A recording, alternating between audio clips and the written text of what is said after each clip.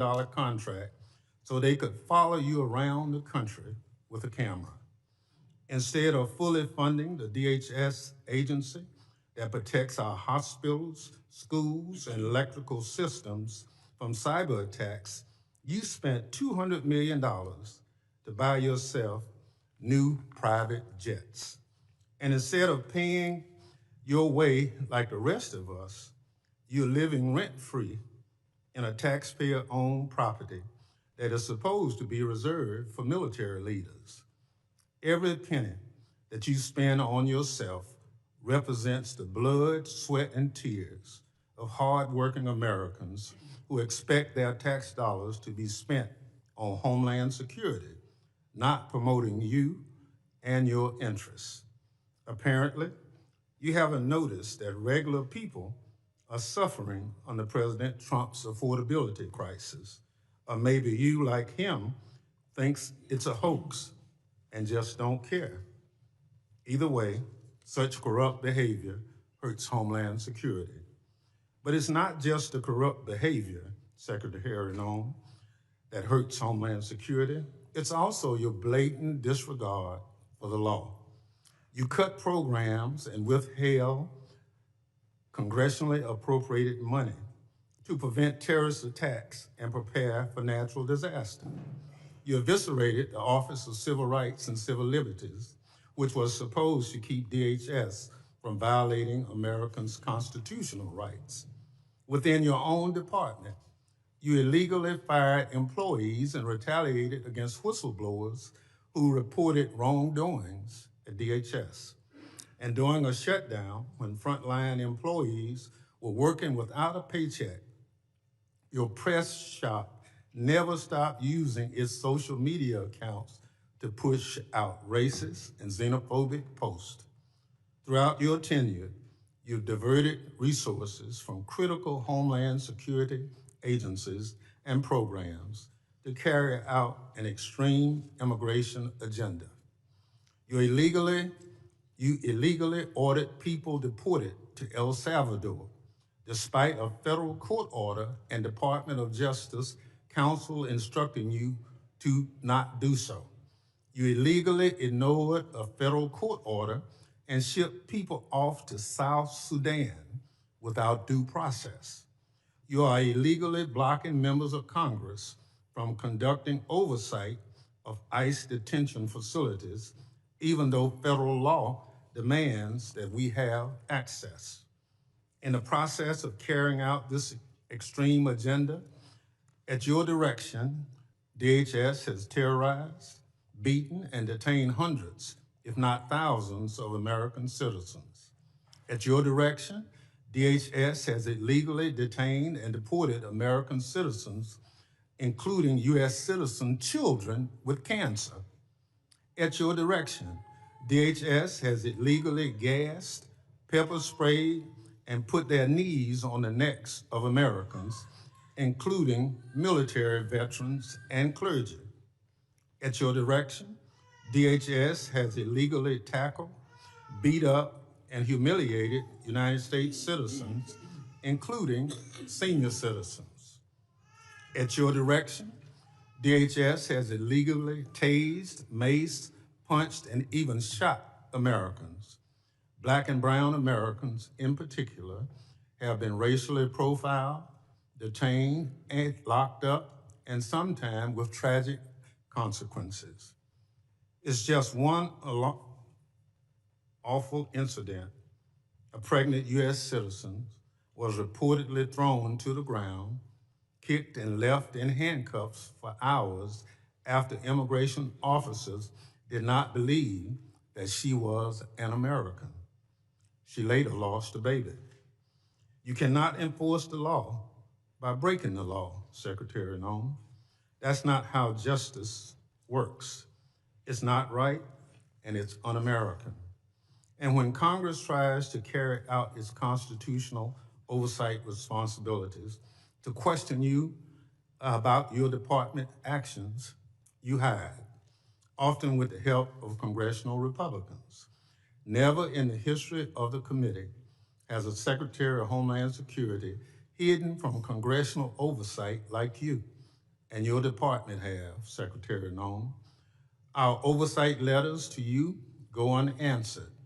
You owe us by extending the millions of Americans who sent us to Congress as their representatives a response to over a dozen letters. Your predecessor came before this committee regularly under administrations of both parties, but under President Trump, you and other department officials have rarely shown their faces at committee hearings. In the first year of President Biden's term, his administration made 28 appearances before this committee. 28. Under President Trump, DHS officials have appeared only 3 hearings before this committee, just 3. You, Secretary Noem, have appeared before this committee just twice. That's fewer appearances than your predecessor, Secretary Alejandro Mayorkas, who Republicans lambasted for not coming before the committee more often. It's interesting how my colleagues on the other side are now. Secretary Noem, I'll give you one thing. You showed up today rather than throwing a civil servant under the bus like Director Patel did. But you have systematically dismantled the Department of Homeland Security, put your own interests above the department, and violated the law. You are making America less safe. So rather than sitting here and wasting your time and ours with more corruption, lies, and lawlessness, I call on you to resign. Do a real service to the country and just resign. That is, if President Trump doesn't fire you first. I yield back. Gentleman yields back. Other members of the committee are reminded that opening statements may be submitted for the record. I'm pleased to have a highly distinguished panel of witnesses before us today. Pursuant to Committee Rule 8C, I ask that the witnesses please rise and raise their right hand.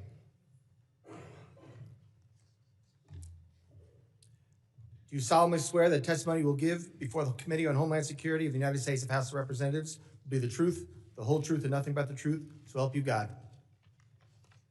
Thank you. Please be seated. Let the record reflect that the witnesses have all answered in the affirmative. I would like to now formally introduce our witnesses.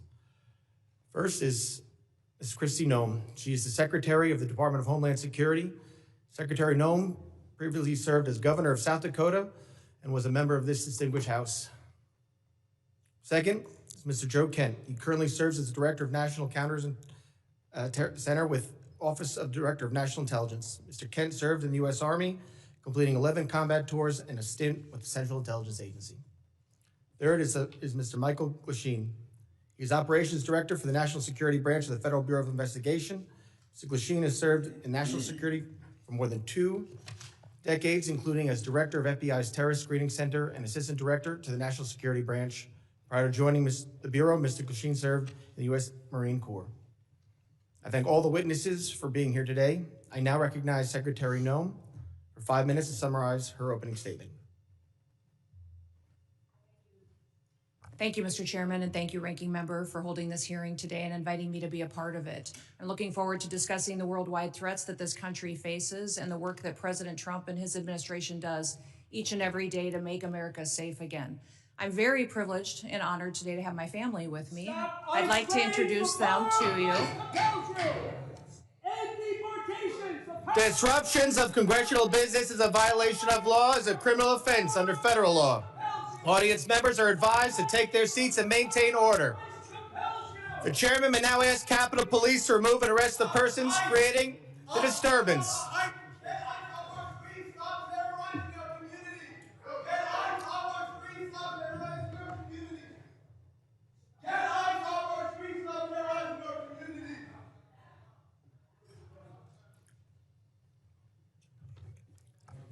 Secretary may continue. Chairman, I'll continue.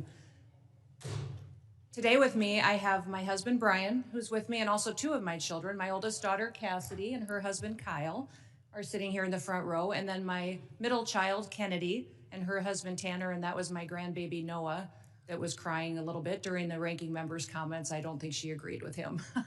I don't have my son with me or 3 of my grandchildren, but I'm very blessed that I have a wonderful family who is here and loves this country and is grateful for the work that we get to do as a family each and every day. We also have the blessing of having some angel families with us as well.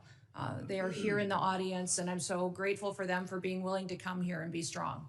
It's hard to lose someone that you dearly love to illegal criminal activity, to people who never should have been in our country to begin with, and to lose those loved ones to drug overdoses that get perpetuated by the terrorist organizations that filter them into our country that President Trump works so hard to stop. So I'm grateful that they're here and that they are telling their story. Under President Biden, he closed the office in the Department of Homeland Security that serviced these families. He closed it because he didn't want them to speak. He didn't want them to have support or services.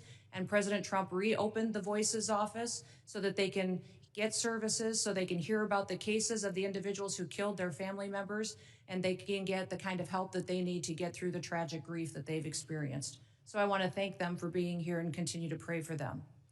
I want to thank you for the opportunity to be in front of you today to discuss the wide range of threats that the Department of Homeland Security is working on to protect us from here at home and also around the world. Just 2 weeks ago, the day before Thanksgiving, a terrorist shot 2 of our National Guardsmen in Washington, D.C., killing Sarah Beckstrom dead, and Staff Sergeant Andrew Wolf is still fighting for his life. Fortunately, we've had some really good news about Andrew recently, and he had the opportunity to stand up and is a miracle, and we're so grateful for his family for being so strong. We continue to lift him up and pray he has a full recovery. The terrorist who shot them was an Afghan national who entered the United States under Operation Allies Welcome. The same week, we arrested another Afghan national who came in under the same program. He was planning to carry out a bombing in Fort Worth, Texas. And just last week, just miles away in Washington, D.C., we arrested another Afghan national who also came in under Operation Allies Welcome. That individual provided support to the Islamic State of Iraq and ISIS-K and weapons to his father, who was a commander of a militia group in Afghanistan. Those are only a handful of the challenges that we face and the threats that the Department of Homeland Security stands against every single day. Under President Trump's leadership, DHS is securing our borders, we're restoring the rule of law, and we're protecting the homeland. DHS is eradicating transnational organized crime and the stopping of deadly drugs from continuing to be funneled into our communities. We're ending illegal immigration, returning sanity back to our immigration system, and we're defending against cyber attacks against our critical infrastructure. We have sent a strong message to criminal illegal aliens that we will find you, we will arrest you, and we will deport you. Our message has resonated to over 1.5 million illegal aliens who have gone home on their own voluntarily. At the same time, we as a country are still dealing with the mistakes, the errors, and the willful disregard of the last administration. For 4 years, the Biden administration allowed millions of people to come into our country illegally. Millions more in our country were exploited and were brought in under parole programs without even basic vetting. As a result, we've seen terrorist attacks and heinous crimes committed against American children and families by criminal illegal aliens and violent perpetuators who should have never been allowed into this country in the first place. Transnational organized crime groups, including Mexico's Sinaloa, New Generation Jalisco, and other drug cartels, they cause chaos and they harm American interests. Our critical infrastructure faces a perilous landscape, largely driven by the impact of cyber attacks from bad actors and cyber criminals. American citizens are increasingly under threat from assassination attempts, intimidation tactics, and violence perpetuated by our adversaries, radical Islamic extremists and domestic extremists. These bad actors seek to undermine our public trust. They instill fear in Americans. They destabilize the institutions that safeguard our national security. The United States is preparing to host several major public events in 2026, most notably the FIFA World Cup and the celebration of the 250th anniversary of our Declaration of Independence. These large-scale events will be potential targets for a range of bad actors, and they come with an increased level of risk. DHS is using every tool and authority we have to ensure the safety of U.S. citizens and our visitors can enjoy next year's events.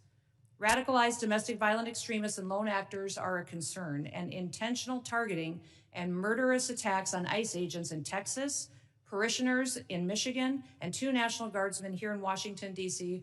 are just some of the acts and the despicable examples that unfortunately are becoming too common. These threats underscore a clear need for security strategies that counter both large-scale and individualized attacks. We will remain alert in our mission to protect this country. We will protect our citizens. And as we enter into a historic year, America will be on the world stage.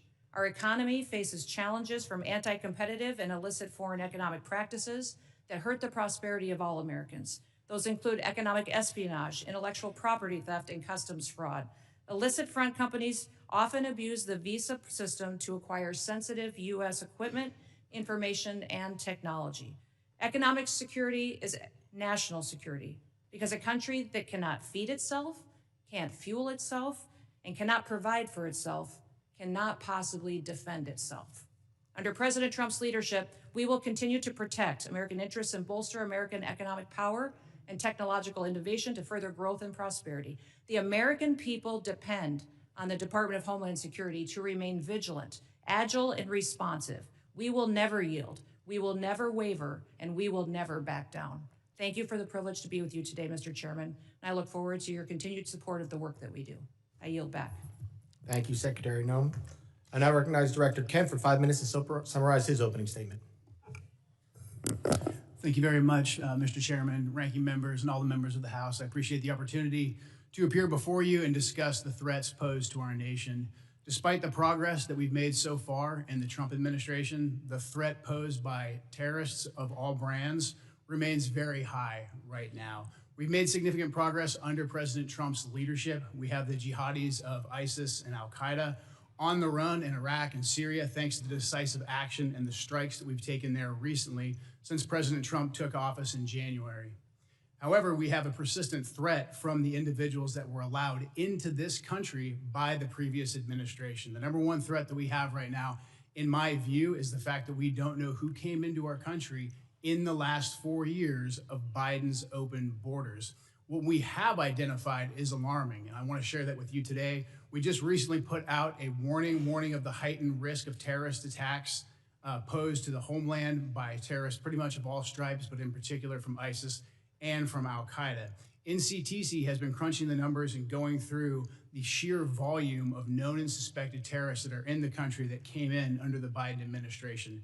So far, NCTC has identified around 18,000 known and suspected terrorists that the Biden administration let come into our country. These are individuals who under normal circumstances would never be allowed to enter our country because of their ties to jihadi groups like ISIS and al-Qaeda. Yet the Biden administration not only let them into the country, and in many cases facilitated their entry into the country, just like the entry of the Afghan terrorists who committed the terrorist attack here just before Thanksgiving, killing one of our National Guard members and wounding another. That Afghan was brought into the country as a group of over 100,000 Afghans who were brought here during the disastrous withdrawal from Afghanistan. These individuals, despite what has been reported, were not vetted properly to come into the United States. The individual terrorist who committed the attack in DC, he was vetted to serve as a soldier in Afghanistan. The Biden administration essentially used his tactical level vetting as a ruse to bring him here and to bring him into our communities. And we've seen the tragic results of that. Now, that Afghan, that attacker, that terrorist is just one of 88,000. We've identified 2,000 of that group of 88,000 who have ties to terrorist organizations. We're working right now hand in hand with DHS and with the FBI to run down this 2,000, the Afghans who came here under Allies Welcome who have ties to terrorist organizations, and additionally the other 16,000 individuals with ties to terrorist organizations that Biden let into our country. That is probably the top terrorist threat that we face right now, and that doesn't include the individuals who came here illegally through the open border. That number, alarmingly, remains unknown at this time. We're trying to figure out who those individuals are as well. Also adding to this elevated threat, we have ISIS and al-Qaeda that have found sanctuary in places like Afghanistan and Syria due to the transitional nature of those governments, and also again in Iraq and some of the hinterlands of Iraq. And these terrorists are able to communicate and spread their propaganda and a lot of their know-how thanks to the proliferation of encrypted apps and also due to just the internet writ large. The new terrorist tactic that we're seeing more and more is moving away from very deliberate cellular attacks that we can infiltrate easily while they communicate into an inspirational methodology where you have key members putting out media and putting out how-to guides to reach out and to touch individuals inside the United States. We recently disrupted one of those attacks just before Halloween, thanks to the work of the FBI with support from really the entire U.S. intelligence community and the Joint Terrorism Task Force model in Michigan. That plot touched multiple states and had ties to ISIS inside Iraq and Syria. Another issue that we are addressing right now, thanks to the decisive leadership of President Trump, is the scourge of fentanyl, gang, and cartel violence. Under President Trump's leadership, we've designated these cartels and gangs as terrorist organizations, and we've done that rightfully so. These individuals, these terrorists, have killed hundreds of thousands of Americans, as these angel families will tell you firsthand. What President Trump has done by designating them as terrorists has allowed us to turn the tools of the intelligence community against them and predominantly watch list them as terrorists to prevent them from ever coming into America in the first place. To date, we've added about 35,000 of these narco-terrorists to our terrorist watch list, and we've stopped just around 6,000 of these terrorists from ever entering our country, from setting foot inside of America, so they can no longer kill Americans with impunity. These are just some of the issues that we're covering 24/7, 365 at the National Counterterrorism Center, and I look forward to discussing more with you all today. Thank you. Thank you, Director Kent. And now recognize Director Glasheen for 5 minutes to summarize his opening statement. Good morning, Chairman Garbarino, Ranking Member Thompson, and members of the committee. I'm Operations Director Michael Glasheen. I oversee the FBI's National Security Divisions. I am honored to be here with you, representing the people of the United States, the FBI, who tackle the complex and grave threats we face with perseverance, professionalism, and integrity. Our nation faces serious and evolving threats ranging from international terrorists to hostile foreign intelligence operatives, from sophisticated cyber attacks to internet-facilitated sexual exploitation of children, from violent gangs and criminal organizations to public corruption and corporate fraud. Keeping pace with these threats is a significant challenge. Our adversaries take advantage of the internet, social media, and emerging technologies like artificial intelligence to influence the American people, facilitate illegal activities, and recruit followers. Even as 2026 marks the 25th anniversary of the 9/11 attacks, terrorism remains a persistent but evolving threat. Over the past several years, the FBI has identified a particularly concerning uptick in the radicalization of young people. Radicalization of domestic terrorists most often occurs online. Social media and encryption have increased the speed and accessibility of the violent extremist content. International terrorists continue to pose one of the greatest, most immediate threats to the homeland. Some international terrorists and people located and radicalized to violence primarily inside the United States who are not receiving individualized direction from foreign terrorist organizations or FTOs, but are inspired to commit violence by FTOs such as ISIS and Al-Qaeda. Iran continues to plot attacks against former government officials in retaliation for the January 2020 death of Islamic Revolutionary Guard Corps, or IRGC, Commander Qasem Soleimani. Iran also continues to provide support to its proxies and terrorist organizations throughout the world, such as Lebanese Hezbollah. China, Russia, Iran, North Korea, and criminal ransomware continue to be the top cyber threats facing the United States. And there's no clear line where cyber criminal activity ends and nation-state activity begins. Critical infrastructure remains a highly attractive target for cyber criminals and nation-state actors due to the potential to cause widespread disruption, financial damage, and risk to our national security. The United States faces foreign intelligence threats as nations such as the People's Republic of China, Russia, and Iran become more aggressive and capable than ever. The PRC has deliberately created an environment that abuses global interconnectedness and encourages intellectual property acquisition using human intelligence officers, corrupt corporate insiders, foreign direct investment, and cyber intrusions. Russia continues to seek and acquire U.S. technologies to help her build its defense industrial base, relying on complex procurement networks to evade U.S. export controls and sanctions. The United States faces many criminal threats, including violent crime, financial and healthcare fraud, transnational and regional organized criminal enterprises, crimes against children, and human trafficking, violent threats against public election officials, personnel, and public corruption. Currently, the FBI-led task forces are staffed with over 9,000 federal, state, local, tribal, and territorial partners. Many of these task forces are focused on cartels, violent crime, drug trafficking, child exploitation, and human trafficking across our nation's communities. The FBI has and continues to establish strong capabilities to assess the threats, share intelligence, and leverage key technologies. We recruit the best to serve as special agents, intelligence analysts, and professional staff.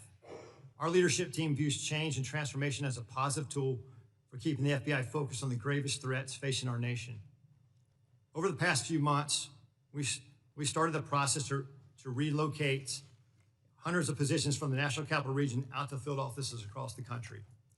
This enhancement to field resources increases our investigative capacity across our 56 field offices and enhances the FBI's commitment to addressing violent crime, gangs, drugs, counterintelligence, and terrorism threats. Our fellow citizens look to us to protect the homeland from these threats. And every day, the men and women of the FBI continue to meet and exceed these expectations. I'm proud to represent them in testimony today, and I welcome your questions.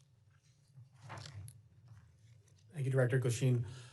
My understanding is a witness may have to leave early today. While I want to be clear, the committee did not agree to a hard stop. All witnesses are here voluntarily and are free to go. If a witness does leave, the hearing will continue with the remaining witnesses. Members will be recognized by order of seniority for their 5 minutes of question. We want to get through as many members as possible, so even though I have been lenient before with the 5 minutes, I'm directing members and witnesses that we're going to strictly enforce the 5-minute rule today. I now recognize myself for 5 minutes of questions. Secretary Noem, I appreciate you being here today, and you've been on the job less than a year, and this is the second time appearing before the committee, which I think is the norm, and I do really appreciate you being here. And I know you have a very important job to do. You oversee a lot of different sub-agencies, so I know you can't always be here in person. And with that, as a committee, we still want to work with the administration and conduct our oversight. So I'm asking you if you can commit to making sure that in the future, if we want to have a hearing, you'll be able to supply maybe a deputy secretary or somebody to come specifically talk about that. Yes, Issues we talk about. yes, Mr. Chairman. I really appreciate that communication, and I think collaboration between the administration and Congress is key. Secretary Noem, I also wanted to ask you, in September, the department under FEMA proposed new allocations for counterterrorism grant funding, which cut dollars to New York by 80% because of a new formula. Considering New York is consistently a top terror target, this was surprising. We're grateful President Trump restored this grant funding. And pursuant to the present direction, has the department increased the allocation to New York? Yes, President Trump did. I would say that when we look at the Homeland Security grants and how they're allocated, the formula focuses on where we see the threats today and where those communities are that need the resources. I would also inform the committee and you, Mr. Chairman, that New York City at the time of the allocation still had over $440 million in reserve that was available to them to utilize. So the intention of these grants is that communities and cities would use the dollars to build up the security measures that they need to do for a long-term impact, and that the same amount of dollars aren't necessary every single year. You need to meet the threats where they are in the country at the time the grant dollars are available. So thank you to all of you for your work on getting us dollars that we can give to grants to help secure our local communities and states. But when we're looking at cities that have hundreds of millions of dollars in reserves, we recognize that giving them hundreds of dollars of millions more may not be appropriate considering all of the threats that we have. But President Trump has sent more resources to New York City. We'll continue to meet the threats head on because that is our mission, is to make sure that we're looking at every single threat that we have. The formula that we have considered and have put in place recognizes what came over the border, where we see the infiltration going, which communities are impacted, and what we need to do to harden our systems. I appreciate that, Secretary, and I appreciate the work you're doing with the President. I appreciate his decision to send that increased money to New York. I have a question. Since this is about worldwide threats, can you discuss what DHS's most significant concerns are today for the country?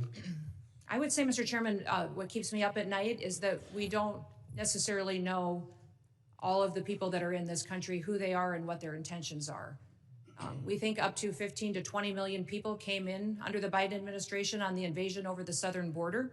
They were not vetted. They were allowed to pour in. Our parole programs, our asylum programs, our visa programs were all exploited, and the integrity was demolished under Joe Biden and the leadership of the Department of Homeland Security. And frankly, the entire department was neglected. In fact, I believe the Secretary was told at times not to do certain things by the Biden administration to facilitate this invasion.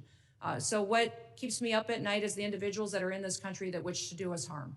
And that is why we are so aggressive at making sure that we're going out and doing investigative work, finding those violent criminals, finding those people who shouldn't be in this country to begin with, and those that want to go after and to harm our American citizens. Thank you, Secretary. Director Kushine, as you heard and as you said, during the next few years, the United States will host more major events than ever before. This brings up obvious security concerns, including counter drones, which we just passed into authorities in the NDA yesterday. How is the FBI preparing for counter drone threats during mass gathering events? Chairman, thank you for that question. Counter UAS, the passage of the legislation yesterday is a game changer for us. How we're preparing for that going forward, we just stood up a counter UAS school down in Huntsville, Alabama, where we will train federal officials, state locals, as well to assist with that preparation and implementation of using counter UAS technology. Prior to this passage, it was only the FBI and or DHS that could provide that assistance. Now that this passage of authority, it will allow us to have a greater handling of the threat to a mass event. Thank you very much. I yield back. I now recognize the ranking member for 5 minutes of questions. Thank you very much, Mr. Chairman. Mr. Glasstein, will you tell me the organizations that pose on the domestic side, two of the organizations, number one, number two, threat to the homeland at this point? Can you please clarify, like organizations? Any domestic terrorist organization that poses a threat to the homeland as we speak? I'd say the first one, President Trump had just announced executive order of domestic terrorist organization, Antifa. That's our primary concern right now. All right, that's what President Trump did. What does the FBI say? We share the same view. When you look at the data right now, you look at the domestic terrorist threat that we're facing, right now, what I see from my position is that's the most immediate violent threat that we're facing on the domestic side. So where is Antifa headquartered? What we're doing right now with the organization. Where in the United States does Antifa exist? Yeah.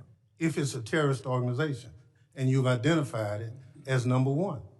We are building out the infrastructure right now. So what does that mean? We're trying to get the information. You say Antifa is a terrorist organization. Tell us as a committee, how did you come to that? Where do they exist? How many members do they have in the United States as of right now?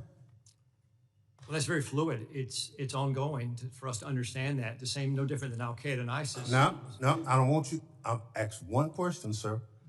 I just want you to tell us. If you said Antifa is the number one domestic terrorist organization operating in the United States, I just need to know where they are, how many people. I don't want a name. I don't want anything like that. Just how many people have you identified with the FBI that Antifa is made of. Well, the investigations are active. Sir, you wouldn't come to this committee and say something you can't prove, I know. I know you wouldn't do that. But you did.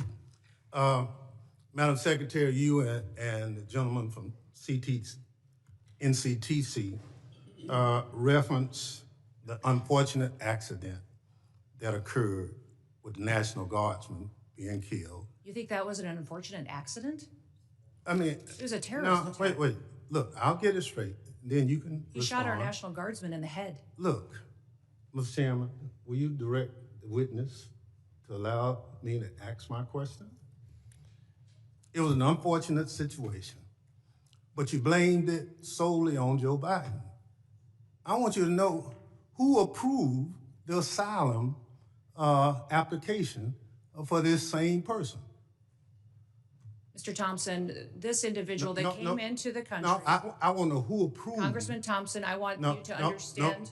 When this individual came into the country, he came under I'm not going to let you. Evacuation of Afghanistan under Operation Allies Welcome, was thoroughly vetted by the Biden administration at that point in time, allowed into our country, and then was never followed up. I want to remind everybody in Congress. Reclaim my time. We follow the law, and every asylum is supposed to have a check-in every single year, and the Biden administration failed to do that.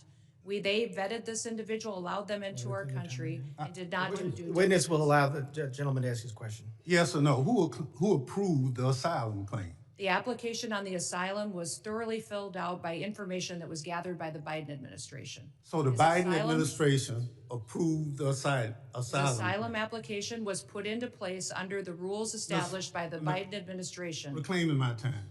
I don't want to file perjury charges against you, but I'm of the opinion that the Trump administration, DHS, your DHS, approved the asylum application. The asylum application moved forward under all of the information and vetting processes that were put in place under the Biden administration, which is when vetting happened. And that's what President Trump has changed. Under President Trump's administration. Reclaim my time again. When it's obvious you don't want to answer the question. Mr. Kent, you want a shot at it? The individual was vetted to serve as a soldier in Afghanistan, and that vetting standard was used by the Biden administration as a ruse to bring him here. Had we followed the standard operating procedures for special immigrant visas, that individual and none of the Allies Welcome people would have come to America. That's on Joe Biden. Gentlemen's time has expired. That was the answer. Point of order, Mr. Chairman. That was a murder that took place in D.C. It was not an unfortunate incident. And those comments are effing disrespectful. Who is that? I expect better from the It's not a valid point of order. I will now recognize the gentleman from Texas, the former chairman, Mr. McCall, for 5 minutes. Thank you, Mr. Chairman. Madam Secretary, great to see you. This hearing reminds me of the novel A Tale of Two Cities. They see it, the Dems see it as the worst of times, but I see it really as the best of times. And what do I mean by that? Under the Biden administration, 15 to 20 million illegal aliens, unvetted, as you indicated, came into this country. What I think most disturbing is Director Kent's testimony. 18,000 known or suspected terrorists got into this country under the Biden administration. That's why we impeached Mayorkas. I was one of the managers. He told his Border Patrol, you don't have to pay attention to federal law when it says shall detain aggravated felons. He disregarded federal law and says, you know what, may detain. It's discretionary. And guess what? We have thousands of aggravated felons now, or if not millions, in this country today. That was the worst of times. Let me go to the best of times. Most secure border I've seen in my 22 years in Congress. And I've dealt with this for a long time. Coming from Texas, being chairman of this committee, the daily crossings are 95% down from the prior administration. That's the best of times. Zero catch and release. My very first bill in Congress 22 years ago was to end catch and release. 22 years later, we finally have achieved that goal. That, Madam Secretary, is the best of times, an all-time record low. America is safer today.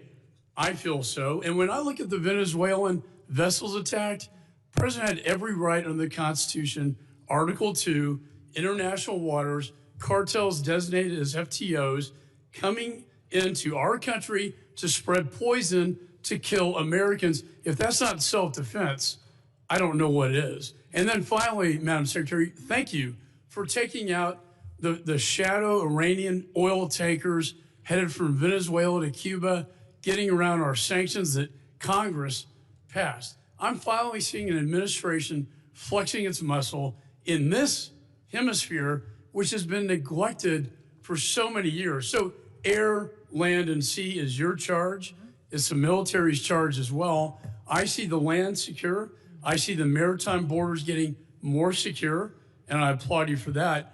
On the air secure piece, I chair the Special Events Task Force. That's FIFA, the Olympics, the 250th anniversary. Drones are the biggest threat as I see it. I see it in Ukraine in its conflict with Russia, and I see it across our border, and I see it at these events. If you could update me, and with the new NDA authorization to allow federal, state, and locals to work together to identify hostile adversary drones and take them down, can you tell me how that will impact your ability, Madam Secretary, to better secure these special events?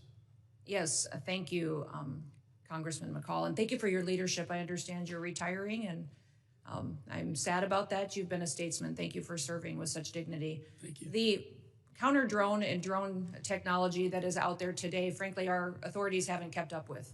And so thank you for that legislation. Thank you for giving us the opportunity to truly defend the homeland. Here at the Department of Homeland Security, we are going to be investing upwards to $1.5 billion into drone technology and counter-drone technology and mitigation measures that we can deploy not just across different NSC events or large-scale events that we're responsible for the security on, but also that we can use to partner with cities and states for celebrations and different things that they may hold as well. So we have the responsibility at the Department of Homeland Security for FIFA and the 11 cities that will be hosting the matches here in the United States, also the Olympics, the America 250 celebrations, also other national security events that happen, such as Mardi Gras and other events that are going on throughout the country. So this program that we will have will not only work within the events that the department is responsible for, but we will be able to sign agreements with states and cities to provide measures that they don't currently have.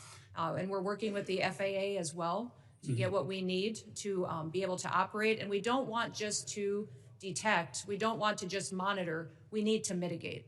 We need to take these drones down. We need If to I could add, my time's going to expire. There is so much technology out there today, counter-drone technology, that I've been working to get into Ukraine to protect them from Russian drones that we can deploy at these events. I'd love to visit with you on that at a later date. And thank you for your service. Yeah, thank you. Gentleman's time's expired. I now recognize the gentleman from California, Mr. Correa, for 5 minutes of questions. Thank you, Mr. Chairman, and I agree with my colleague from Texas. It is a tale of two cities. Secretary Noem, Trump administration, you're going after the worst of the worst criminals, and we agree with you. The problem is 70% of the people you've arrested have no criminal record. You're going after non-criminal immigrants, U.S. citizens, and permanent legal residents. Donna Hughes Brown, Irish citizen, green card holder, 48 years in the United States. She also happens to be the mother of a U.S. Marine, sister to a retired Army colonel. She's in ICE detention since July. She tried to come back from Ireland, arrested, has been there since then. Her crime? She wrote 2 bad checks for less than $80 a decade ago. You arrested her, she's in custody. Her husband, Jim Brown, came to us and told us her story. Jim told us, I voted for President Trump because he promised to go after criminals in our community and not people like my wife. If I can, I'd like to play a video for you.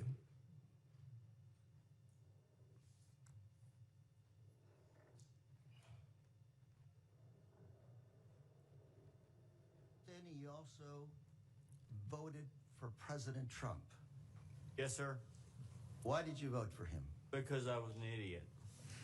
80% of the evangelical Christian people were lied to, if you really want to know the truth, and that's exactly what happened. They said criminal, and I believe criminals need to be off the street. I just want to make sure people watching this understand who you are. My wife and I, when we don't work, we're ministers. We help the needy. That's what we do. And that's who they're arresting. Now we've got Mr. Jim Brown before you. He's standing up. Hopefully you can talk to him a little bit. These people, Donna Hughes Brown, are not the individuals that should be deported. Another case, Narciso Barranco was beaten and arrested by masked agents while working as a landscaper. He's an undocumented immigrant, 30 years in this country, not a traffic ticket. Mr. Barranco is also the father of 3 U.S. Marines. 3 Marines. You want to make a movie of people like this. A man who comes to this country, instills patriotism in his kids. They swear an oath to serve and possibly give up their life for this country. We play a video on this as well, please.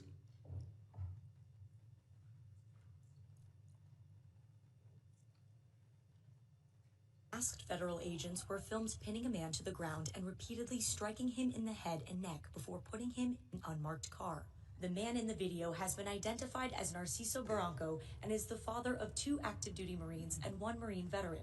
The Department of Homeland Security said an illegal alien was arrested by Border Patrol agents after he, quote, assaulted federal law enforcement, adding that Barranco, quote, swung a weed whacker directly at an agent's face. Video shared by DHS and reviewed by CNN shows Barranco running with a weed whacker, but does not show him striking officers. I also have with us today Alex Barranco behind you, a retired Marine. That's his father. And Alex, on behalf of myself, members here, I want to thank you for your service to our country, and we also thank your brothers for serving our great country. Thank you very much. Got another case, George Rete, 25-year-old, native of California, my home state. He's a U.S. citizen, Army veteran who served in Iraq. Well, on his way to work, he came to an immigration checkpoint. Pulled over. I don't know where officers deployed tear gas on him, broke his car window, pepper sprayed him, and dragged him out of his car. An American citizen held for 72 hours without any charges, wasn't even given the opportunity to shower, to wash off that paper spray. Gentleman's time's expired. I now recognize the gentleman from Mississippi, Mr. Guest. Mr. Chairman, I have 2 articles I'd like to present for the record. Unanimous consent. Under President Trump, an agency intended to keep Americans safe has diverted resources from child abuse, trafficking, and terrorism to immigration enforcement. Second is this letter from my Orange County Sheriff, Don Barnes, essentially talking about all the individuals under Prop 50 referred to ICE. 2025 year to date, 50 of them. Without objection. ICE never showed up to pick them up. Without Mr. objection, Chairman? I will Mr. Chairman? entertain. Mr. I will entertain UCs at the end of the hearing. I want to entertain all UC motions at the end of the hearing. We have witnesses. I want to make sure everybody has time. So if we do this now, we do have a witness has to leave. You're just going to be taking time from other members. But I will entertain UC motions at the end of this hearing. I now recognize the gentleman from Mississippi, Mr. Guest, for 5 minutes. Thank you, Mr. Chairman. Madam Secretary, it's great to see you again. Thanks for appearing before us again. I want to echo some of the remarks of Mr. McCall. I want to first thank you. I want to thank the men and women who serve under your command for the incredible job that you have done over the last 12 months. we have seen that you are active in enforcing the rule of law. We have seen a border that is as secure in our lifetime as we have ever seen. You mentioned in your opening statement over the last 4 years, we saw somewhere between 15 to 20 million illegal immigrants enter the country. Just looking at monthly statistical data, we know that under the Biden-Harris administration, that in December of 2024, that there were over 300,000 illegal immigrants who were encountered along the southern border in that month alone. Recent statistics by the Department of Homeland Security for October, the most recent statistics we have, show that the number of border encounters for October of this year under your leadership have dropped to 11,000, a decrease of over 95%. And so I want to thank you for that. I want to thank you for the work that your men and women have done to protect our borders from illegal narcotics entering the country. We saw a press release the Coast Guard sent out this week regarding Operation Pacific Viper. And they mentioned a specific seizure that occurred on December the 2nd by the Coast Guard cutter Monroe, in which in a single incident of interdiction that the Coast Guard had the largest maritime interdiction seizure in almost 20 years, seizing 20,000 pounds of cocaine in an individual seizure. So I thank you for your aggressive actions in enforcing the law and for the incredible work that you and the men and women under your command are doing. I want to talk about, as we talk about threats, I want to talk about threats against law enforcement. Last week, this committee, we had a hearing. The hearing was entitled When Badges Become Targets. And during that hearing, we talked about the threats to law enforcement, specifically federal law enforcement. And even specifically within federal law enforcement, the threats toward ICE agents, the threats toward you and other members of leadership within DHS. We know that those threats and those incidents of physical attack have escalated dramatically, in some cases over 1,000%. And part of the driving force, I believe, behind those threats is what I refer to as rhetoric against law enforcement. And I brought this up last week, and I want to bring this up again with you and give you a chance to briefly address this. These are just roughly 10 of the statements that I was able to easily find online by elected officials, governors, mayors, in many cases members of Congress, where they were spewing what I believe to be very harmful statements toward law enforcement. Governor Pritzker claimed that ICE is grabbing people off the street and disappearing them, that our country is becoming Nazi Germany. Representative Crockett compared ICE to slave patrols. Representative Garcia referred to ICE as thugs. Representative Ramirez attacked ICE as a terror force, later a terrorist organization, and then later in the hearing said, let me be clear, the Department of Homeland Security, you can quote me on that, is the single biggest threat to public safety right now. Representative Tlaib said ICE is terrorizing our community, turning our country into a fascist police state. Representative Jayapal called ICE agents deranged and said it's inspiring to obstruct immigration enforcement. Governor Walz smeared ICE agents as modern-day Gestapo. Chicago Mayor Johnson accused ICE of being secret police and terrorizing our community. Representative Lynch referred to ICE agents as the Gestapo and nondescript thugs. And Representative Frost compared ICE operations to some of the worst horrors and crimes against humanity in history. And so, Secretary Noem, I'd like to give you a few moments to, one, address these statements and to speak to how these statements place the safety of our men and women of law enforcement at risk. Thank you, Congressman Guest. I appreciate you giving me the chance to talk about this because I think the words that these elected officials have used to describe our law enforcement officers are horrific, shocking, and unacceptable. Every single American citizen should find the words that they have used to describe these men and women that took an oath to keep us safe unacceptable and needs to be pointed out that we are seeing the consequences of those words every single day by the violent attacks. 1,000% increase in violent time's attacks, expired. 8,000% in death threats. Gentlemen's It's time unacceptable. gentleman's time expired. I now recognize the gentleman from Michigan, Mr. Tanadar, for 5 minutes of question. Please remember to stick to the 5 minutes. Thank you, Chairman Garbarino and Ranking Member Thompson for having this hearing today. I know the American people have been demanding answers from this administration on their unlawful actions, so I hope we are able to get some useful answers from our witnesses today.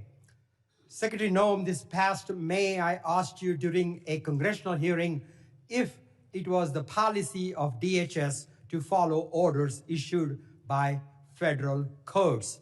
You said on the record, and I'm quoting here, "We are following all federal orders." End of my quote, end of your quote.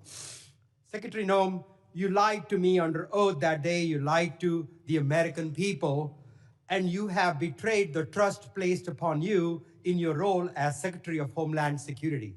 You defied federal court orders when you refused to order the deportation flights to El Salvador in March to turn around. Federal courts have also found your department to have violated federal injunctions in your continue to send non-citizens on deportation flights, with some courts having called your orders unlawful. Secretary Noem, I just have 3 questions for you. 1, why did you lie under oath by saying DHS was following all federal court orders when they clearly were not? Congressman. Question 2, let me finish my questions. Question 2, why did you mislead the American people when you said that no American citizens have been arrested or detained by federal immigration agents? And my last question, number 3, Donald Trump said that your ICE agents haven't gone far enough. Do you think terrorizing American citizens and assaulting peaceful protesters isn't far enough? Congressman, the Department of Homeland Security and this administration complies with all federal court orders. We always have and we always will. Not true. And we will continue to appeal. And sir, I will even tell you that at the highest court, at the Supreme Court, the Department of Homeland Security in our litigation has an over 90% success rate in winning at the highest court in our battle against activist judges across this country. Madam Secretary, we will continue to appeal. And then when it gets to the highest court and we get a decision, it is proven that we are right, that we have been compliant. I will also say, Madam Secretary, let me. You want me to answer your questions or not? I do, but let me. You haven't been telling us the truth. Look, there have been at least 170 known cases of citizens being arrested or detained by federal immigration agents this year alone. This is the truth. Are you lying to the American people right now by denying these reports? When we are doing our targeted enforcement operations against criminal illegal aliens, individuals that are in that area may be detained until we verify who they are, and then they are released. This has been done for years, and every single law enforcement operation that has always happened, we follow the same protocols, and we continue to do that. We have never once detained or deported an American citizen. We have not held them and charged them. When we find out and verify their identity, then that is when they are released. You also asked about ICE agents going far enough. Sir, I will tell you that every single ICE agent, CBP agent, federal law enforcement officer that's out there doing their work every day, none of them will rest until our communities are safe. None of them will rest until Secretary Noem, it is a fact that you ignored federal orders. And our children and our grandchildren can grow up. Let me reclaim my time here, please. Let me reclaim. Secretary Noem, it is a fact that you ignored federal court orders in March and in May of this year. Do you plan on ignoring more federal orders? I'm sick of your lies. And the American people demand the truth. Because you keep saying it doesn't make it true. I am sick of your lies. The American people are sick of these lies. American people demand truth. America is very happy that finally they have a president in the White House that gets up every day to keep them safe. Madam Secretary, your incompetence and your inability to truthfully carry out your duties of Secretary of Homeland Security, if you're not fired, will you resign? Sir, I will consider your asking me to resign as an endorsement of my work. Thank you very much. I yield back my time. Gentleman yields back his time. I'll remind members that they are entitled to ask questions during their time. Witnesses are entitled to answer those questions. Members are entitled to reclaim their time. So let's If we're gonna have questions and answers, please allow it. You can reclaim your time if you want, but witnesses are here voluntarily. Please at least give them a chance to answer the questions that you're asking. I now recognize the gentleman from Texas, Mr. Pfluger, for 5 minutes of questions. Thank you, Mr. Chairman, and it's unfortunate that our colleagues on the other side of the aisle for 5 straight years now have no concern for anything worldwide threats-wise, and have proven that. We're supposed to be talking about worldwide threats, but unfortunately we're talking about homeland threats in our homeland. And Director, can you just reaffirm the number for us of people that match the terror watch list that are in our country? There's 18,000 known and suspected terrorists in the country right now that came in under Joe Biden's watch. 18,000. 18,000. It's unbelievable. It's unbelievable. And that's just what we know of, Congressman.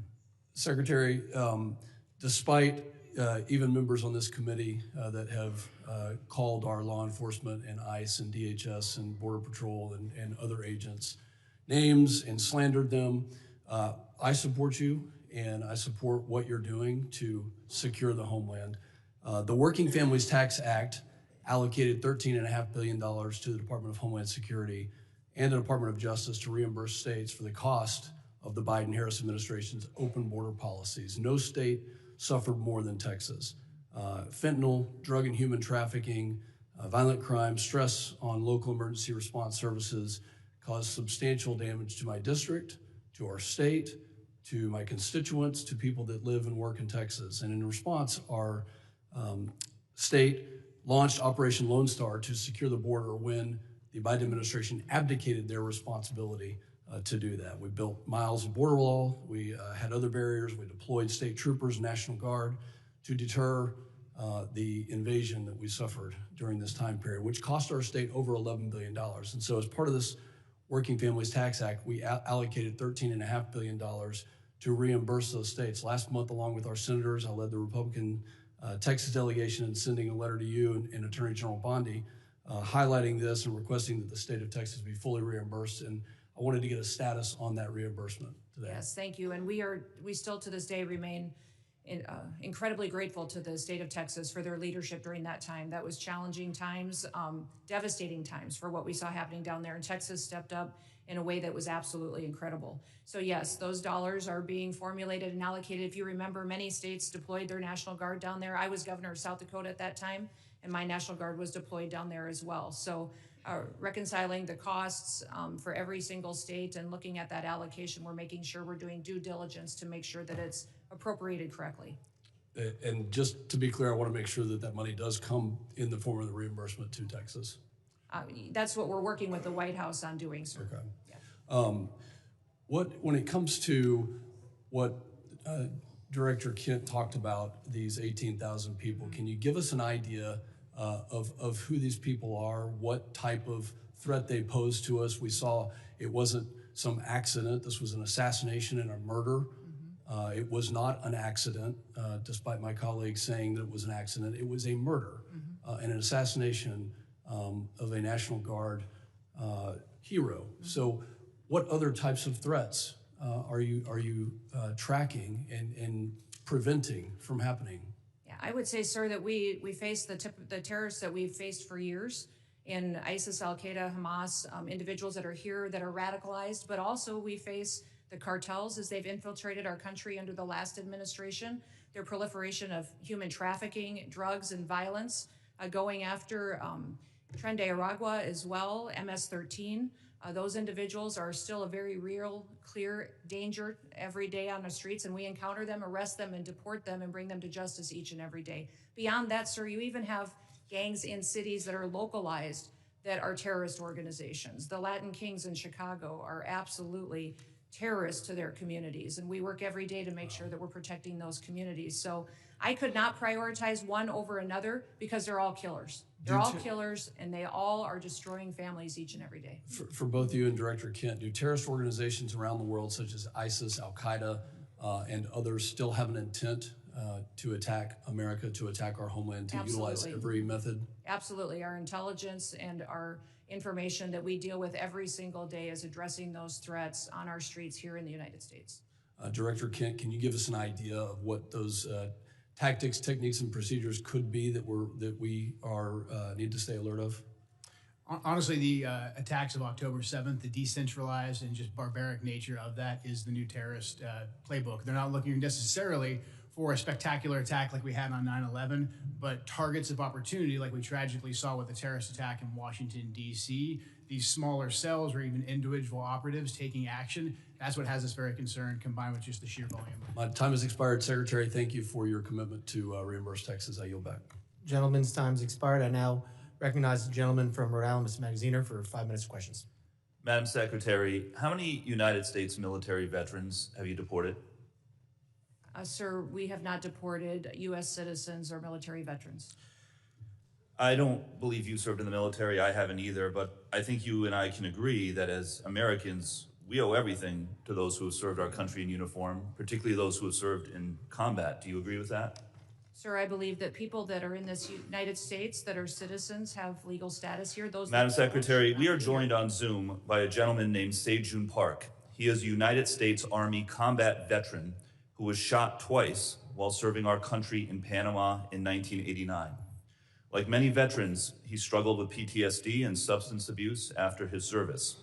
He was arrested in the 1990s for some minor drug offenses, nothing serious. He never hurt anyone besides himself, and he's been clean and sober for 14 years. He is a combat veteran, a Purple Heart recipient. He has sacrificed more for this country than most people ever have. Earlier this year, you deported him to Korea, a country he hasn't lived in since he was 7 years old. Will you join me in thanking Mr. Park for his service to our country? Sir, I'm grateful for every single person that has served our country and follows our laws. Can you please tell knows Mr. that our Park laws why are you important deported and him? every one of them needs to be enforced. But you understand that many veterans struggle with PTSD, many veterans struggle with substance abuse challenges. This man took 2 bullets for our country. You have broad authority, by the way, as Secretary, to issue humanitarian parole, to do deferred action. Will you commit to at least looking at Mr. Park's case to see if you can help him find a pathway back to this country that he sacrificed so much for? I will absolutely look at his case, but I want you Thank to you. remember that Madam our Secretary, the programs man need to have behind integrity you, as please well. stand up, sir. His name is Jim Brown from Troy, Missouri. He is a Navy combat veteran who served our country in the Gulf War. He's married to a woman named Donna, who came to our country legally from Ireland when she was 11 years old. She has lived here for 48 years. Because of you, Jim's wife, Donna, has been in prison for the last 4 months. She did not come here illegally, and she has never committed any crime other than writing 2 bad checks totaling $80 10 years ago. She is currently in prison and facing deportation. Ms. Noem, will you thank Mr. Brown for his service to our country? Thank you, Mr. Brown, for your service to our country. Now, what possible explanation can there be for locking up his wife for 4 months when she has committed no crime other than writing a couple of bad checks for $80? Sir, it is not my prerogative, my latitude, or my job to pick and choose which laws in this country get enforced. You have and broad which ones discretion don't. as the Secretary. We need to follow You can issue the law parole, you and can do all enforce kinds the of things, laws. but you're choosing not to. Will you commit again to just reviewing Donna's case and reuniting this combat veteran with his beloved wife, who also loves this country? I will review the case. Now, Madam Secretary, you've already heard the story of Lance Corporal Alejandro Barranco, the United States Marine veteran who is behind you, who also has 2 brothers who are United States Marines. Will you thank Lance Corporal Barranco for his service? Thank you for your service. His father, Narcisco Barranco, is a landscaper in California who has lived peacefully in our country for 30 years and has no criminal record. Last spring, while he was mowing the lawn at an IHOP, ICE agents tackled him in the street and imprisoned him for weeks. A peaceful, hard-working man who raised 3 sons to be United States Marines. We need men of that character in this country. Again, as Secretary, you have broad discretion. Will you consider Lance Corporal Barranco's father for parole in place to stay in our country, owing to the fact that he has contributed to our country by raising 3 United States Marines? This is an opportunity to remind everybody that every person that's in this country illegally has an opportunity to voluntarily go home and come back the right way. He raised 3 United States and we will Marines. Facilitate that. He has been living here peacefully, doing his job for 30 years. You have discretion. You are choosing not to use it. Madam Secretary, You promised America that you would go after the worst of the worst. But these people are not the worst of the worst. A Purple Heart recipient, a military spouse, the father of 3 Marines. And it's not just veterans and military families. You are locking up and deporting children with cancer, mothers with babies in the NICU, United States citizens. There are many problems with your leadership, but the biggest problem is this. You don't seem to know how to tell the difference between the good guys and the bad guys. Go after the bad guys. Go after the terrorists. Do not go after veterans, Marines, children, Gentleman's United time's States expired. citizens. I yield back. Time's expired. I now recognize the gentlelady from Georgia, Ms. Green, for 5 minutes of questions. Thank you. The previously Democrat-controlled administration allowed over 13 million border crossers from over 170 countries and territories to break our laws, invade our country, rape our women and children, and murder our own people. They set all-time records for the highest number of illegal aliens ever encountered in a single day at 14,500, in a single month at 370,000, and in a single year at 3 million, not including the known gotaways. Thanks to Secretary Noem and the hard work of Tom Homan and all the brave men and women at DHS, our new Republican-controlled admin has produced the safest and most secure border our country has ever seen. Thank you very much for that. For the 7th consecutive month, U.S. Border Patrol released 0 illegal aliens into the United States. Daily average apprehensions at the southern border are 95% lower than the daily average under the last administration. 10 months under Trump has seen less apprehensions than 1 month under Biden. Since January 21 through the end of November, there have been 117,105 total enforcement encounters along the southwest border, which is nearly 40% less than the monthly average during the Biden administration. Meanwhile, there has been an 8,000 increase in death threats against ICE law enforcement. Secretary Noem, back in July, the department put out a press release titled "Worst of the Worst." Criminal proceedings begin in a case of transgender illegal alien accused of rape, child rape, not just rape, child rape of a 14-year-old boy in a sanctuary New York City bathroom. I wanted to highlight this case because it encapsulates so many different violent policies of Democrats. This is an increase in trans violence with their embrace of gender ideology, an egregious catch and release policy implemented under the last 4 years, and sanctuary cities that harbor criminal illegal alien monsters that have raped and murdered many Americans. Can you discuss further what you're facing in these sanctuary cities and the illegal alien monsters that have been released into American communities under the Biden administration?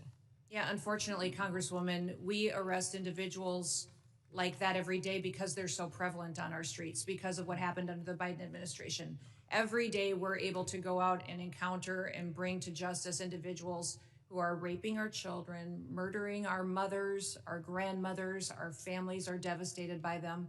And I'm shocked at the Democrats' constant defense of these individual criminals over the American citizen that is out there just trying to live their lives, put food on the table, and live the American dream. And what we do at the Department of Homeland Security by making sure that we're out enforcing the law every day is making sure that those families get a chance to do that. So I'm so grateful for them. The 8,000% increase in death threats is real. These ICE agents and CBP officers that are out on our streets doing God's work live in these communities. They live there. These are their families and their neighbors that they're protecting, and they get up every day and do that job because they believe in their mission. They take an oath, and they are honorable men and women who are serving with greatness during a challenging time when activists and radicals attack them and put their lives in danger. I think it's shameful to see the defense of individuals who break our laws. We are a nation of laws. If we are not a nation of laws, we're no nation at all. And that is what we are doing every day, is following laws. If you guys don't like the law, go change it. That's your job. You don't complain. I was raised by a dad who said we don't complain about things. We fix them. Well, go fix them. If you don't like the law, quit bellyaching, quit hitting and attacking our ICE officers, Quit going out and protesting and screaming vile things at them. Quit calling them names. We wouldn't let our children do that. Go do something that actually matters by having an honest debate and changing the law. That's your jobs. You all should be fired, in my viewpoint. I agree. Thank you so much for that, Secretary Noem. Back in 2021, I was one of only 16 members who voted against the Allies Act of 2021, which increased the number of special immigrant visas for Afghan nationals and loosened vetting requirements for eligibility. This brought in over 76,000 Afghans. Director Kent, what actions are being taken to identify and remove any of the 100,000 Afghan nationals admitted under the Biden admin who may have ties to terrorism, like the one who shot 2 National Guard members, tragically killing Sarah Beckstrom here in Washington, D.C.? Gentlelady, I'm sorry, gentlelady's time has expired, but Can he just answer? no, we're quickly? keeping everything quick to the 5 minutes. I'm sorry, but gentleman from New York is now recognized, Mr. Goldman, for 5 minutes. Secretary Noem, let's talk about the law. Do you agree that asylum is a lawful pathway to immigrate to this country? Yes or no? There's an asylum program, yes, in place. All right. So It wasn't immigrants used under then the with Biden. ongoing asylum applications are legally in this country, correct? Excuse me, I'm sorry. Your question was? Immigrants with ongoing asylum applications are legally in this country. There are individuals in this country that have applications that And they are legally here because it's a lawful pathway, right? it's a lawful platform. Okay, so if your department then deports anyone with an ongoing asylum application, you are violating the law, correct? Joe Biden left us with. I'm not asking about Joe Biden. I'm asking you a specific question. If your department deports anyone with an ongoing asylum application, you are violating the law. Is that correct? It was greatly violated when they allowed. I'm asking you. People to come I'm in and asking granted you. Asylum applications. Why are you filibustering? Why can't you answer the question? It's a simple question. Your president. If your department and your secretary deports did not follow anyone the law, with an ongoing asylum application, you are violating the law. Isn't that correct? The asylum program was broken under the last. Mr. Chairman, I will reclaim my time. She's not answering the question. But the obvious answer is that yes, if you follow a lawful pathway, asylum is a lawful pathway. If you have an open asylum case, you are here lawfully. But the problem that we are seeing around the country is that you are not following the law. Don't tell us to change the law. If you don't like the asylum system, you change the asylum law. Bring it to us. We'll work with you. I think it needs to be changed. But you can't just decide that you're not going to follow the law, and asylum is a law, and deport people who have ongoing applications. Unfortunately, that is exactly what's happening. It's happening across the street from my office right in New York City. Numerous, thousands of people who have come to court appearances, have left them with open asylum applications, have been arrested. And then they've been shipped off and many deported.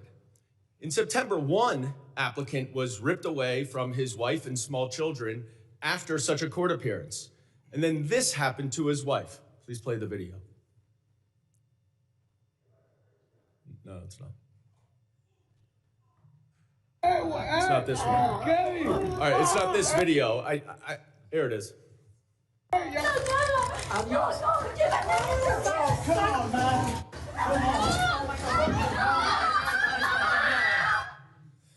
Now, after this incident, your department issued a statement that said the officer's conduct in this video is unacceptable and beneath the men and women of ICE. Our ICE law enforcement are held to the highest professional standards, and this officer is being relieved of current duties as we conduct a full investigation.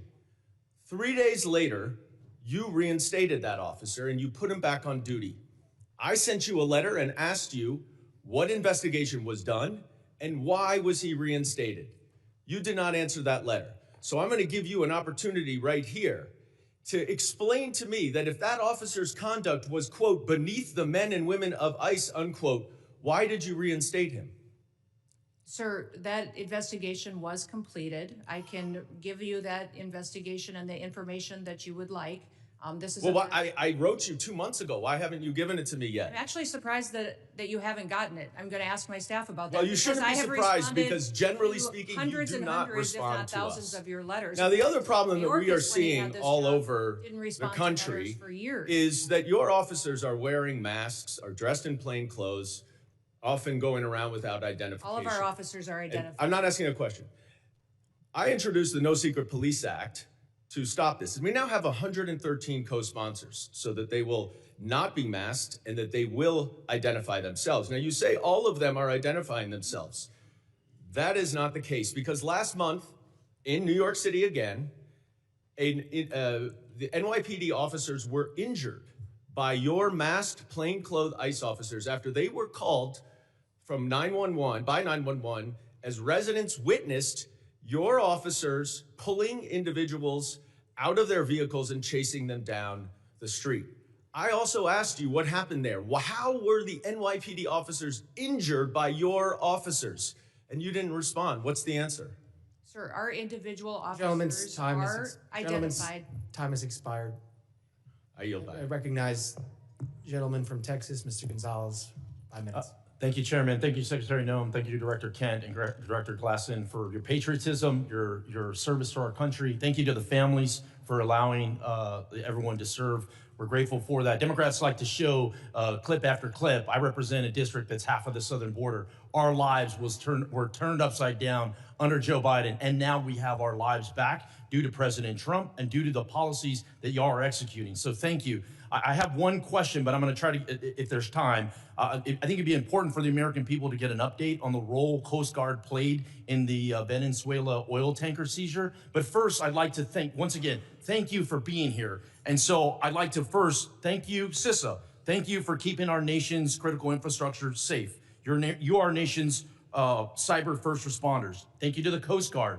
During our Texas floods, you showed up, Coast Guard showed up, you saved lives. Thank you to the Coast Guard for all the work that they've done in Jayada South. They've been the tip of the spear in the Southcom AOR for a long time. Their work often goes unnoticed. Thank you, HSI, for leading these anti-gang task force. They work. They're going out there. You're apprehending murderers. You're apprehending sexual offenders. You're doing it in a local, state, federal way. They're working. Thank you for that. Thank you, ICE. Thank you for keeping us safe by deporting all these people. I really appreciate the innovative idea of DHS owning its own airplanes. It's ridiculous that we had to essentially contract out in order to have these repatriation flights. That is a game changer. Thank you for that. Thank you, ERO, for adding bed space. This is exactly how we continue to deport the millions of convicted criminal aliens that are in this country. Thank you, NCTC, for keeping us safe.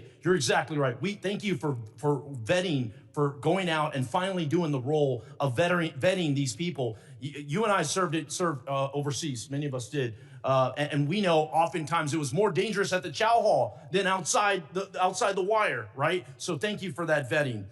Thank you, Border Patrol, for ending catch and release.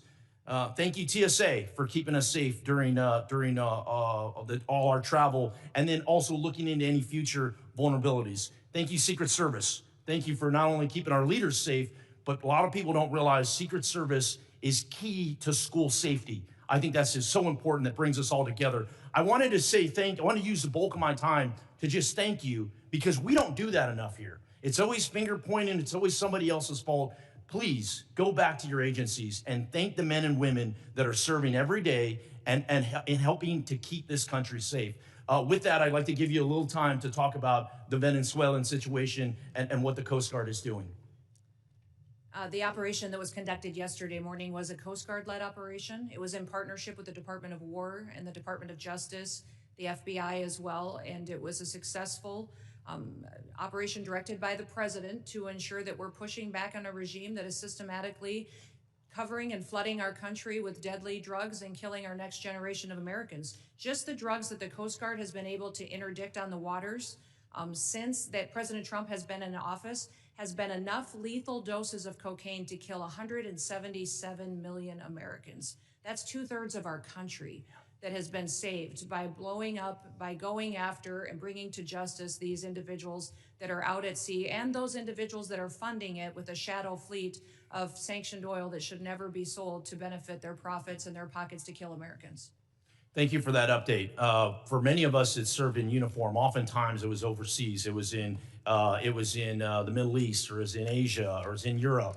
And I think those AORs are very important. But for too long, president after president after president, our backyard has been left wide open, and we're completely shocked why all these terrorists are in our country and all these people are unvetted. All this chaos is happening when in our own backyard was unsafe. So thank you again for one. I know you traveled, you met with heads of state, El Salvador, Mexico, a couple that come to mind.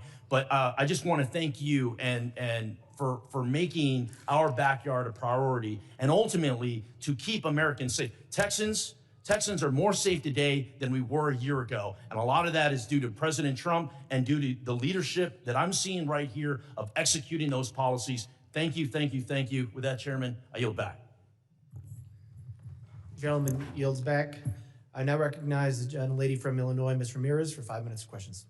Thank you, Chairman. American citizens have been arrested or detained. We focus on those that are here illegally. Secretary Noem, you lie and you lied to the American people. I will be including into the record an article by ProPublica from October 16, 2025, entitled, "We found that more than 170 U.S. citizens have been held by immigration agents. They've been kicked." There's nothing smiling about U.S. citizens. I'm sorry, that's very inappropriate. Let me continue. They've been kicked, dragged, and detained for days. The next one. The Trump administration has specifically targeted the worst of the worst. The individuals that we are going after are those that are violent criminals, those that are breaking our laws. Secretary Noem, again, you lied to the American people. I will be including into the record an article by the NBC News from December 7, 2025, entitled, "ICE has arrested nearly 75,000 people with no criminal records, data shows."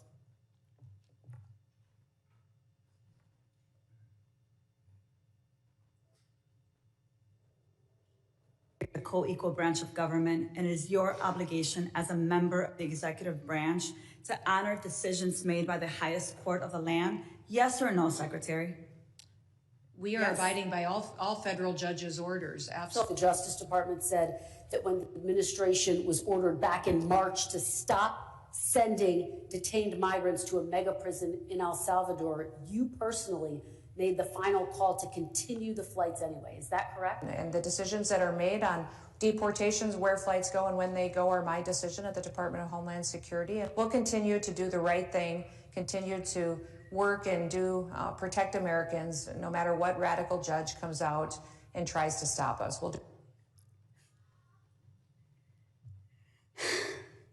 You lied on the record, and you lied to members of this committee.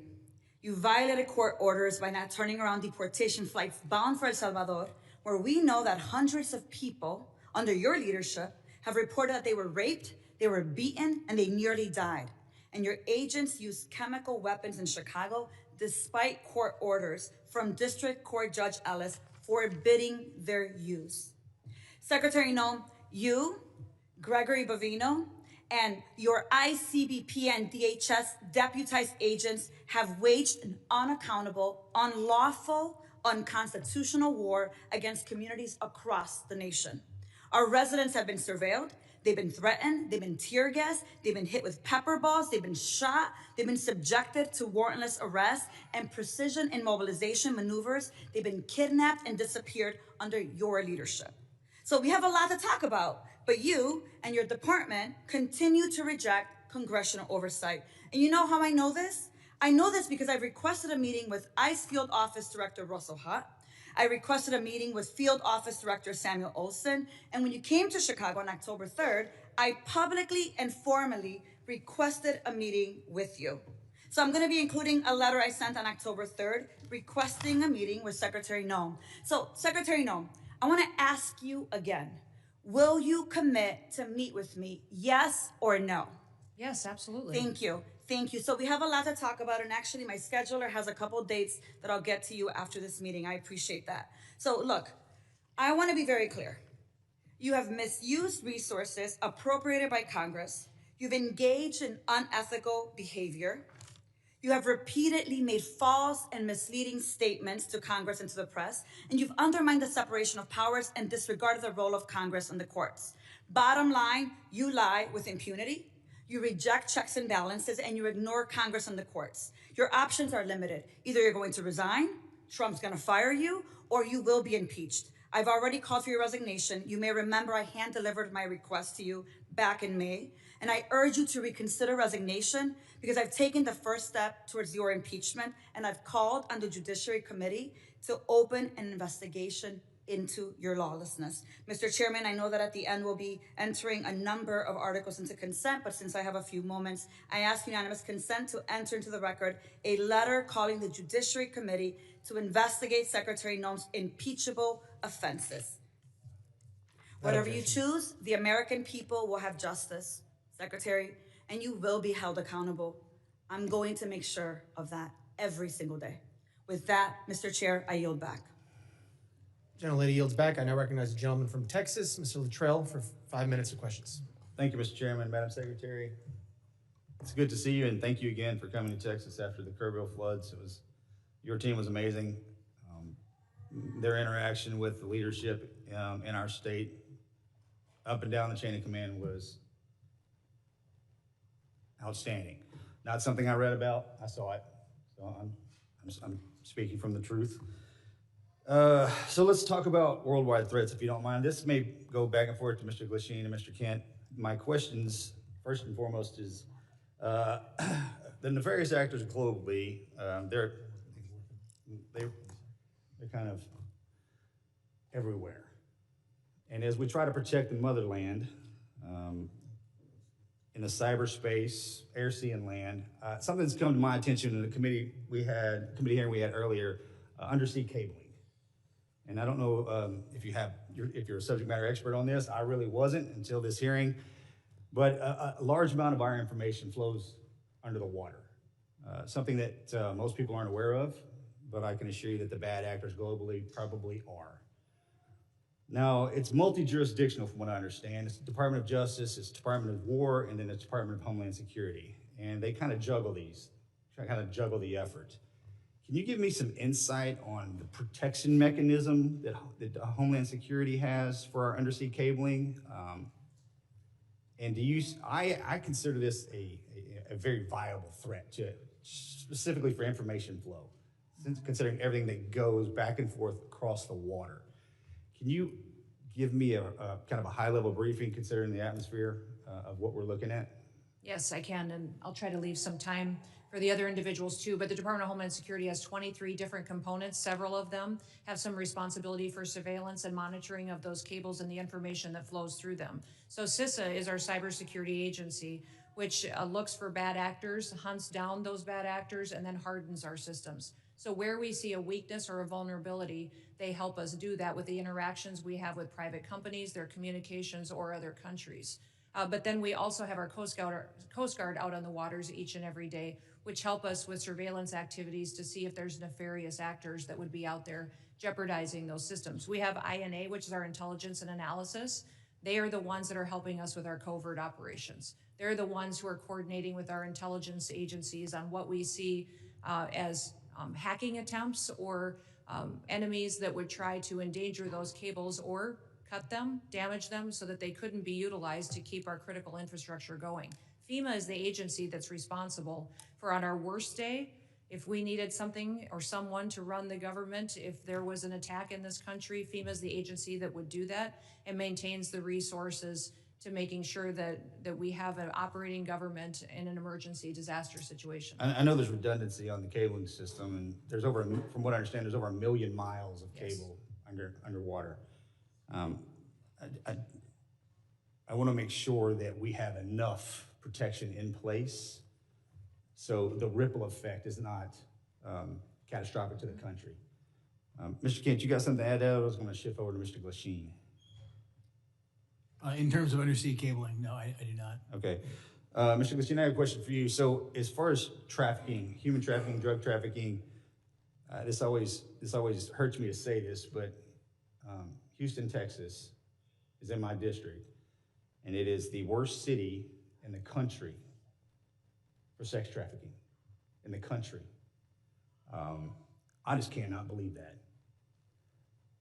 What is the FBI doing amongst other agencies? You just happen to be sitting here in front of me. And Madam Secretary, you can probably jump in on this too.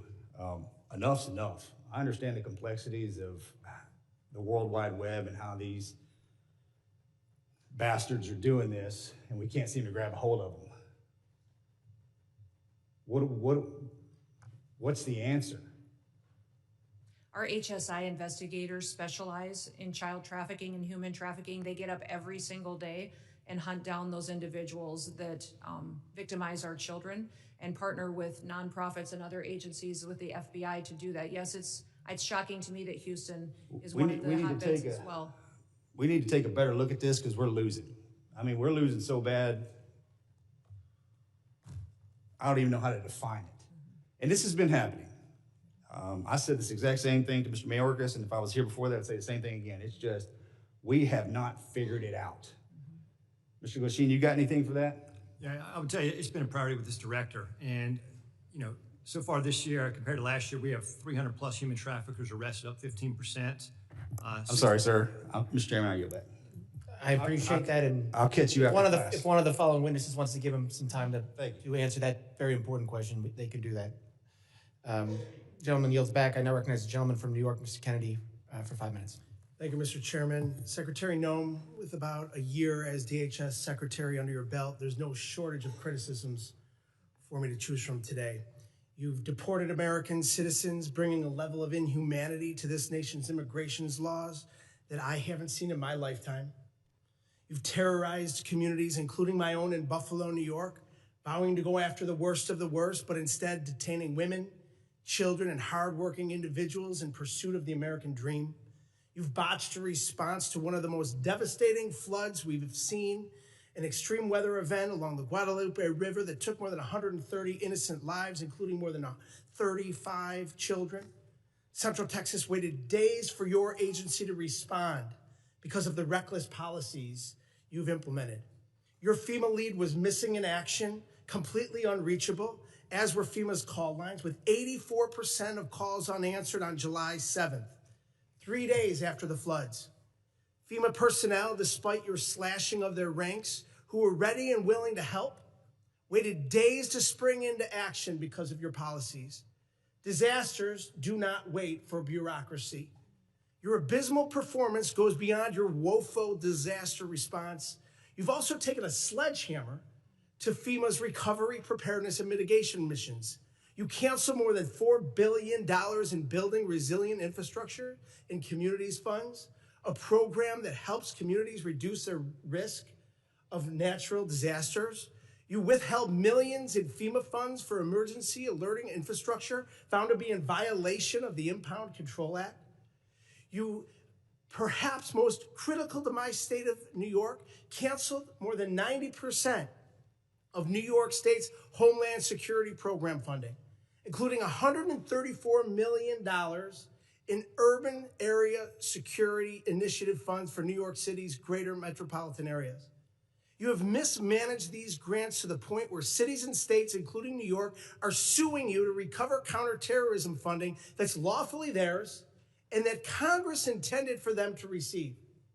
It's a tragedy that we're here today discussing these cuts to counterterrorism and security grant funds for a city that was the main site of the September 11th attacks, the entire reason your department was established in the first place. As the ranking member of the Subcommittee on Emergency Management, it's my responsibility to show the American public how you've systemically upended FEMA and emergency preparedness as we know it. So I have a couple of questions. Simple yes or no answer will suffice. Would you agree with the national security officials' assessment that the United States has been operating in a heightened threat environment for several years now? Yes. Yes or no? Would you say New York City is susceptible to these kinds of security threats? Yes, and that's why they should spend So with New York City $440 being the million number they one had in terrorist reserves target in the that nation, the federal government gave them with to New use York to City secure being their the number city, one, I which reclaim they my did time, not with New York spend. City being the They number did not one spend the security hundreds of threat in millions this of dollars nation, they had it's to secure their unconscionable city that you and would to cut release criminals on the street each and every day. $134 million in urban area security initiative funding for the city of New York.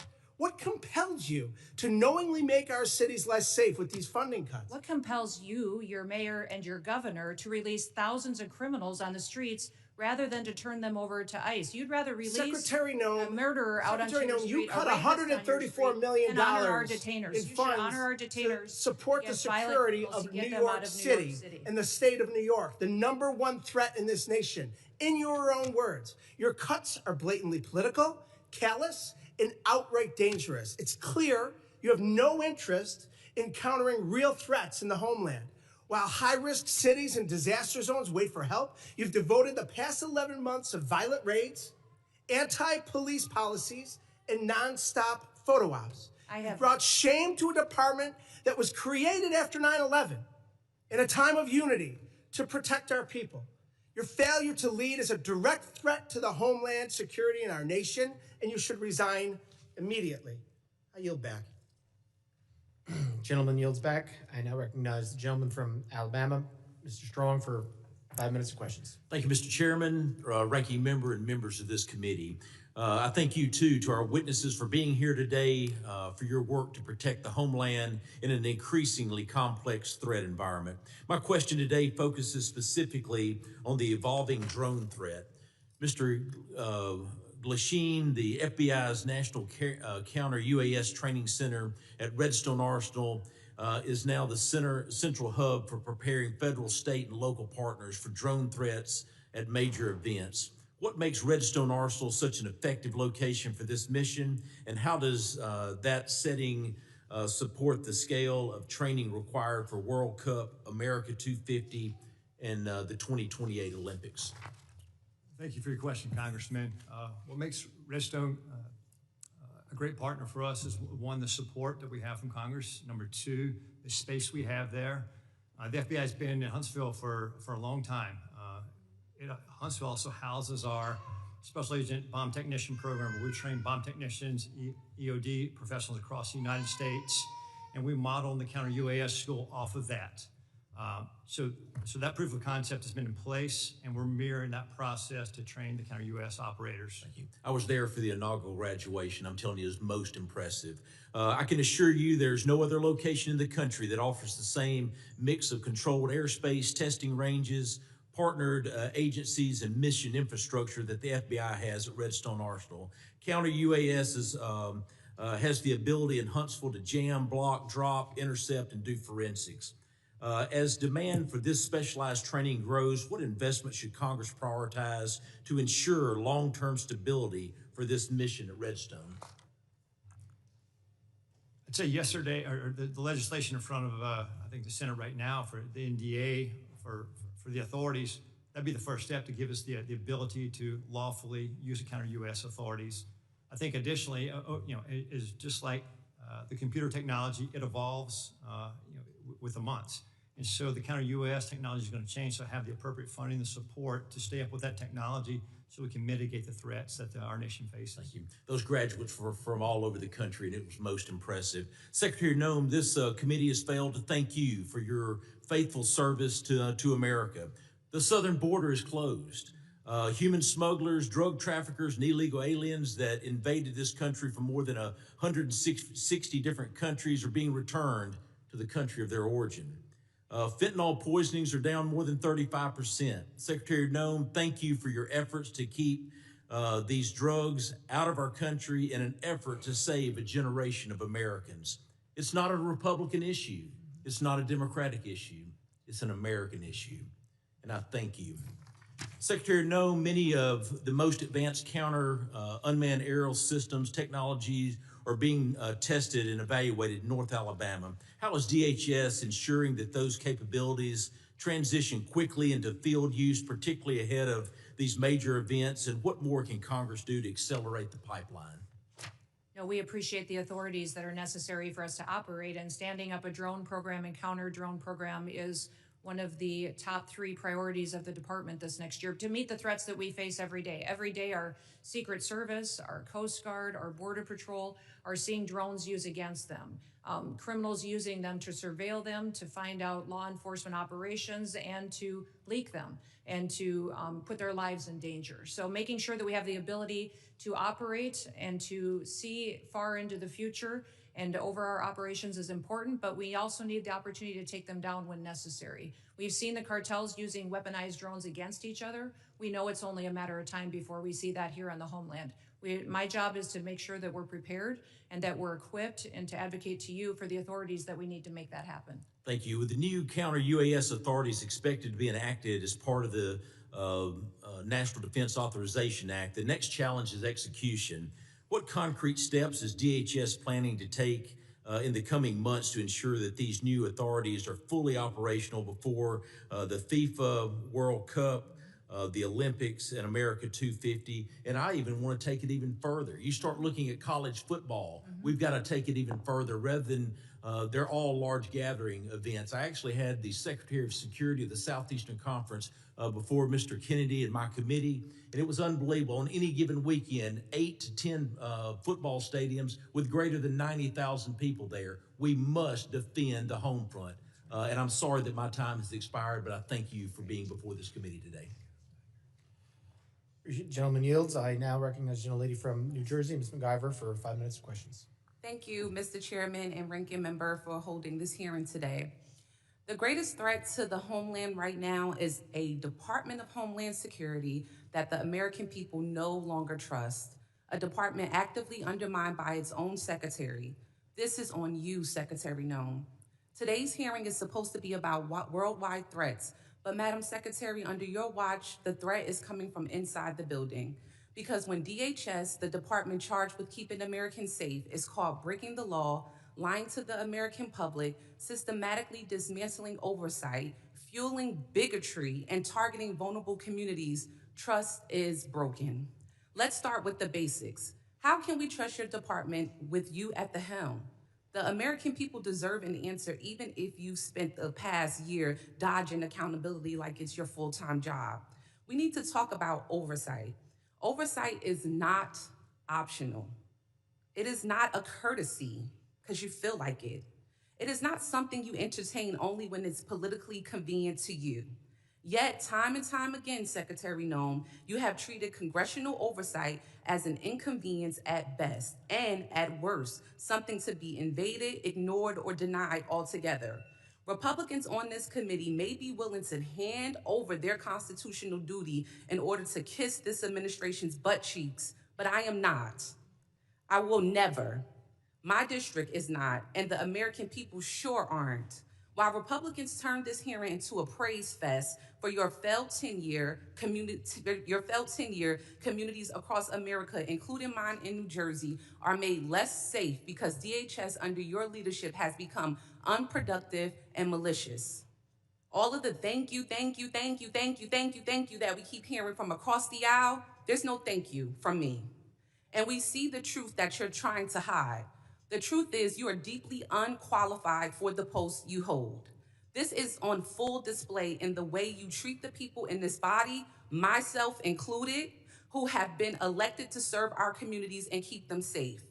Representative Grajava, Senator Padilla, myself and others whose character, integrity, and bodies were attacked by your department without evidence and without apology.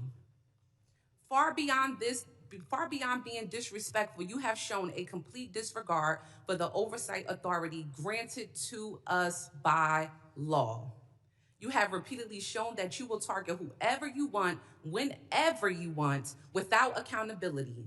Members of Congress, members of our communities, and even American citizens, as many of my colleagues have continued to point out today. Secretary Noem, that's not leadership. That's not democracy. And that is not how this works. Again, this is not just about you. Don't want you to think this is just a pick on you day. This is about the Trump administration that has turned DHS into a political weapon. So I'll ask you this. Is Trump embarrassed by your tenure, or is this exactly the kind of god-awful leadership he wants at DHS? Yes or no? Ma'am, we've already conducted more oversight visits. No. It's a yes or no. Yes or no. Okay, More Secretary Noem, this is my time to talk, not your time to talk. I reclaim my time. I reclaim my time. I reclaim my time. Chair, I reclaim my time. Secretary Noem, DHS is breaking the law, hiding information from Congress, and shutting out oversight. So let me ask you, how can the American people trust your department with you at the helm with this kind of behavior? The American people absolutely trust this department to keep them safe. And we are showing that every day by the support we get across the country, the amount of people that we're recruiting to all of our different agencies. Thank you, Secretary Noem. Do you agree that using DHS resources to target members of Congress is an abuse of power? Excuse me, would you say that You again? would have heard me if you stopped talking and listened to my questions. Crazy, Do you agree that using DHS resources to target members of Congress is an abuse of power? We are not doing that. We are out there enforcing the law, doing our work, and we are allowing oversight. Of course, we're not going to get any answers. With that, Mr. Chairman, I yield back. Gentlelady yields back. I now recognize the gentleman from Oklahoma, Mr. McKean, for 5 minutes of questions. It's no wonder that chaos has become the commonplace when rudeness is so on display.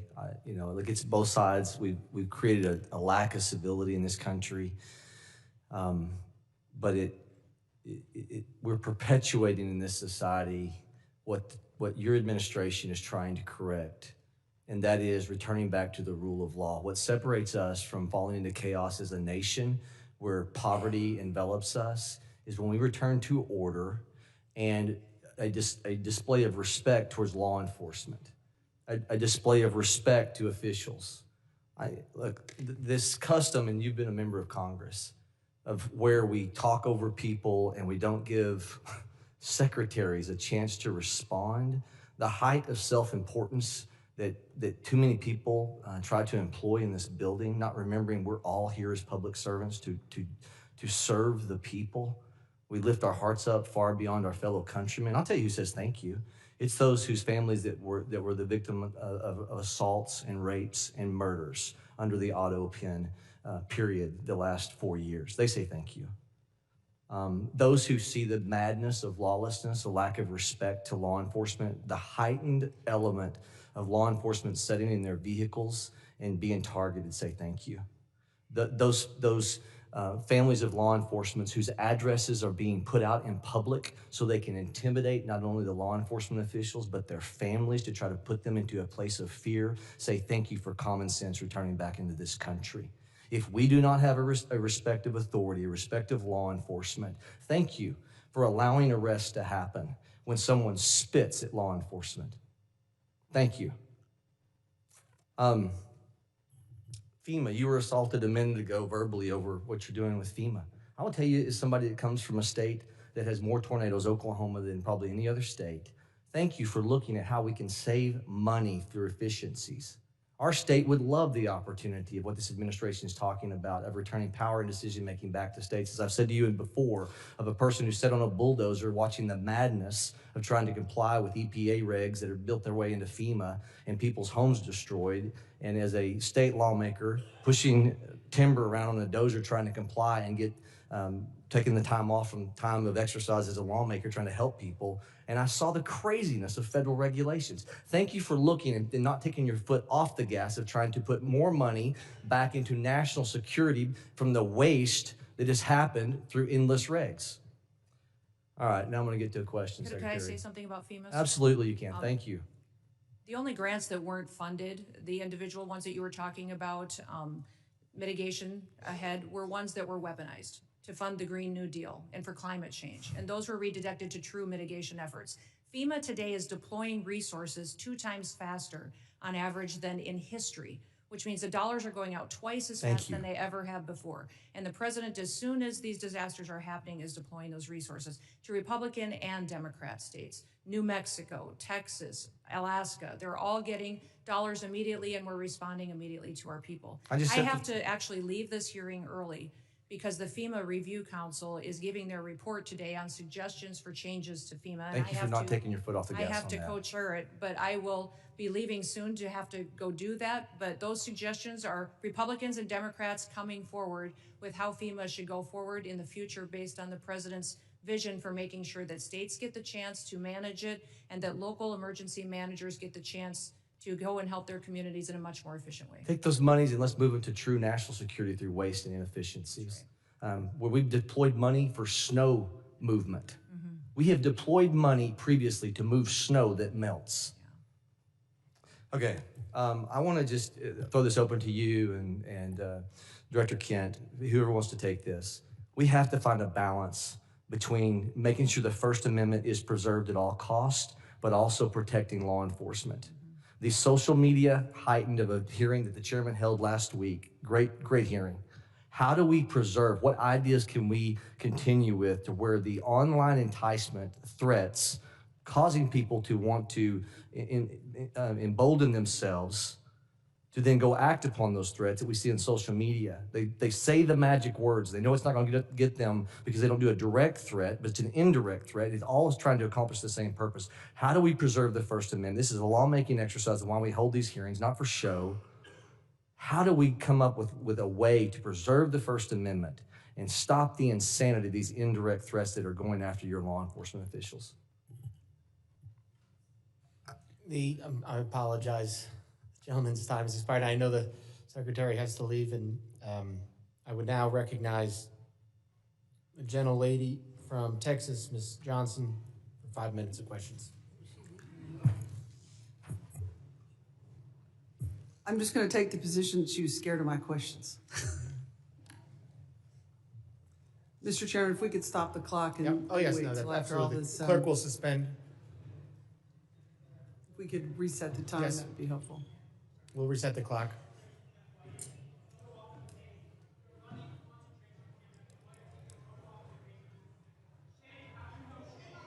Gentlelady, prepared.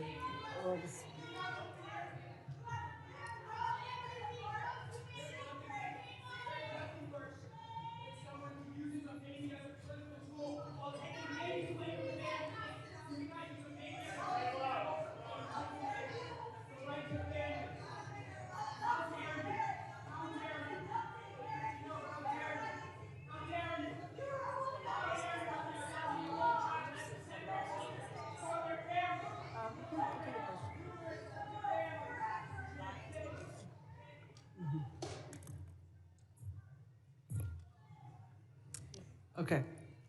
Thank you. Gentlelady is recognized. Yeah, thank you, Mr. Chairman. You know, I just want to respond to a lot of what Secretary Noem has just testified to. And gentlemen, I have some comments that I hope you'll take back to the Secretary and to the Department. If there's anything that is clear about what is going on in this country, is that the rhetoric and fear that is happening is at an all-time escalated high. And we're all describing different aspects of it. Fear of law enforcement, fear of citizens, fear of people who are legally in this country. Because it's the rhetoric that is happening from the very top, that is being decimated down level, and that is really, really dangerous. And one of the things that the Secretary said was she is restoring the rule of law. That is absolutely not true. Because the rule of law is founded on two fundamental principles. That if you are going to be subject to a criminal arrest in this country, that there is probable cause to do so. You can't just snatch somebody walking into a coffee shop because of the color of their skin. There's no probable cause for that. And also that you will get due process. And that is not happening. And so what you're seeing is an overwhelming frustration of the American people in this country, that the lack of respect and regard for the rule of law by this administration, and in particular by this secretary, is at a level that we have never seen and violates all of the constitutional norms and all of the principles of legal fairness in this country. And you're seeing that manifest itself in threats to law enforcement and bubbling over because people are frustrated. And they are channeling that frustration because the administration is not listening and is only doubling down on the rhetoric. You know, this notion that I think my colleagues highlighted that we're only going to pursue serious threats. It's just not true. I visited an ICE facility outside of Dallas, and over 70% of them were classified as the lowest threat level, as never having a criminal record at all. But yet they were there because of the color of their skin. There was not a probable cause. They're not a threat to this country. They have no criminal history at all. I fully support, as does everyone on this committee, Homeland Security focusing on threats to our national security. We want cybersecurity. We want terroristic threats from abroad to be stopped. Absolutely. None of us want a recreation of 9/11, but we also do not want, under any level, the trampling of our constitutional rights and the legal system of due process. I have a poster here to highlight 3 American citizens that were arrested by ICE who had done nothing wrong. They presented themselves as American citizens, but yet were still trampled, assault. One had broken ribs, a brain injury, an older gentleman by being knocked down to the ground after he said, "I'm an American citizen." But yet they did not stop. And that is a huge problem. When somebody says, "I'm an American citizen," to ICE, and ICE does not stop and continues to assault them and physically berate them and then hold them for days and days on end without a due process hearing, that is a problem. And it is not stopping. We have brought these concerns to the Secretary and to agencies like yourself in these hearings time and time again through multiple letters. We've all written letters that have gone unresponded because this cannot happen in our country. And the reality of it is, in any law enforcement situation, and what we have happening out into the public, is there are ICE agents and there are Border Patrol agents that are doing their great job. They're doing what they're supposed to do. But they're also bad actors. There are people who are exceeding their authority. The power's gone to their head. The intimidation is outrageous. And there's no effort to rein them in by the FBI. There's no effort to rein them in by the Homeland Security. There's no effort to overcorrect, just like one of my colleagues highlighted, the reinstatement of one that was inappropriate. And these efforts are breaking down the trust of the American people. I hope you take these concerns back because they need to be addressed if we're going to address the violence in this country. I yield back. Gentlelady yields back. I now recognize the gentleman from Arizona, Mr. Creighton. Thank you, Mr. Chairman, for holding this committee hearing today. Thank you for the witnesses. Director Kent, you talked about what keeps you up at night. I believe you said, we don't know who came into the country in the last 4 years. And we've cited several times in this hearing that about 15 to 20 million people came into this country under the last administration. And something that you said actually shocked me. You said that 18,000 known and suspected terrorists entered into the country during the Biden administration. Is that correct? That's correct. That's deeply concerning, but I'm really not surprised. Many of us in this committee said that's exactly what was going to happen. I didn't know that those numbers would be as high as they are. One of the other things that really concerns me about what's going on in this country is we continue to let people into this country that do not want to assimilate to our culture and want to harm Americans. I want to go ahead and play a video.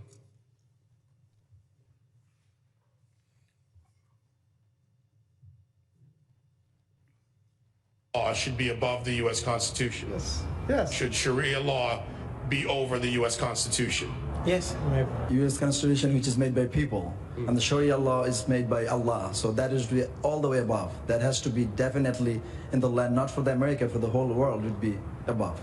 So that should be above the U.S. Constitution. Yes. Do you feel more comfortable living under American law, or do you feel more comfortable living under Sharia law? Sharia law. I'm a Muslim. I prefer Sharia law. Sharia law, yes. You prefer Sharia law over American law? Of course, yeah. They always can come with the same accusations. This speaker supports death penalty for homosexuals. This speaker supports death penalty for this crime or that he is homophobic. These are general views that every Muslim actually has. Every Muslim believes in these things. If the law of the land is Islamic, we will respect the law of the land. What if it's not If Islamic? it's not Islamic, then the law of the land and those who make it can go to hell, quite honestly, because Allah said in the Quran, in chapter 33, verse 1, He said, O Prophet, fear Allah and do not obey the disbelievers and the hypocrites. You know why they're worried about the border? Watch this clip here that Vinny just sent with Al-Qaeda. I call upon every Muslim and the infidel criminal and arrogant United States. It does not matter if they're Arab, American, or other descent. I'm saying to all of them, revenge, revenge. Do not consult anyone by killing infidel Americans. You should have a lot of determination and a list of your targets should be effective. Director Kent, what do you think when you see a video like that? I think we didn't have control of our borders, and we don't know who's come into our country. However, we have had around 2.7 million individuals from Muslim countries and Muslim regions who came in under the Biden administration, who went through minimal to no vetting whatsoever, who probably share values like the folks that you saw on the screen. Director Kent, are you aware that when we invite people into this country and they become citizens, they swear an oath to defend and support the Constitution and the laws of the United States of America and against all enemies, foreign and domestic? Yes. What do you believe the long-term consequences will be if the United States continues admitting individuals who either openly reject assimilation into American civic culture or who falsely swear an oath to uphold the Constitution despite having no intention of honoring it? We simply won't have a country anymore as we know it. I think we can look to Europe and to the UK to see exactly where this leads. I agree 100%. Director Kent, are you aware of some of the differences between U.S. Constitution and common law interpretations of the Sharia law? I am broadly, yeah. What are the differences in your opinion, and I know you're not a doctorate on this subject, but between the First Amendment, which guarantees freedom of speech and the press, including the right to criticize religions, religious texts, and public figures without government punishment? Yeah, the freedom of speech, I think, is huge because you don't have that under Sharia law, and you also don't have the assumption of innocence under Sharia law as we do. Many interpretations of Sharia, blasphemy, criticism of the Quran or the Prophet Muhammad can be a serious offense, sometimes punishable by death. And there are many others that I don't have time to get to, but I wanted to bring that up today so that Americans understand the differences and why we need to be very careful about who we let into this country. I thank you guys for the work you do. I thank you for those underneath you working so hard to keep the American citizens and people safe. Thank you, Mr. Chairman. I yield back. Gentleman yields back, and I remind if you don't get to questions that you want to ask, you can submit them for the record. So we can do that at the end. I now recognize the gentleman from Puerto Rico, Mr. Hernandez, for 5 minutes of questions. I have some matters of interest regarding immigration and FEMA, but before that, Mr. Kent, does the Bible say anything about freedom of speech? Not a biblical scholar. I don't think it does, and I'm concerned about singling out Muslims and specific religions to talk about how their religious dogma conflicts with our laws and constitutions.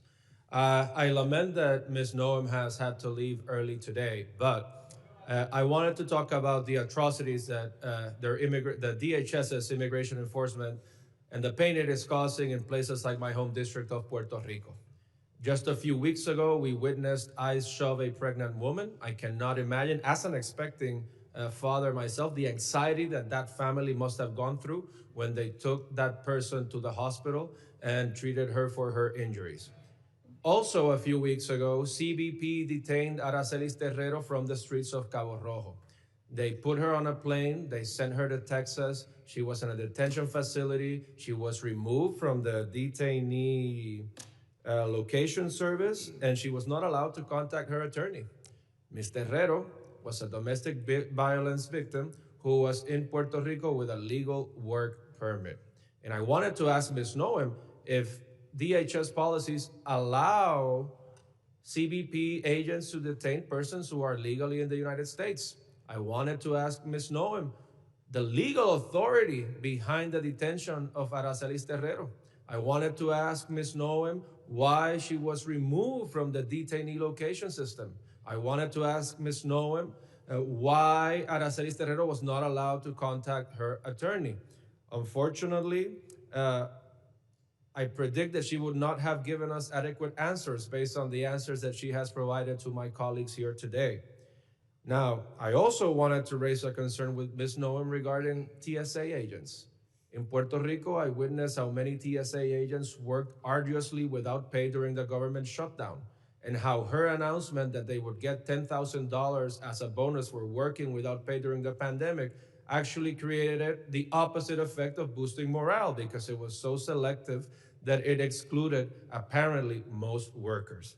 And finally, I wanted to raise the concerns of red and blue mayors from Puerto Rico. I emphasize red and blue mayors, Republican and Democratic mayors, regarding her recent secret policy regarding transactions or grants for FEMA money that exceed $100,000. So to their surprise, they found out that grants and funding assignments exceeding $100,000 would now need to be approved by Secretary Noem. But there was no transparency regarding that rule. And we have no information regarding the application and the enforcement of that rule.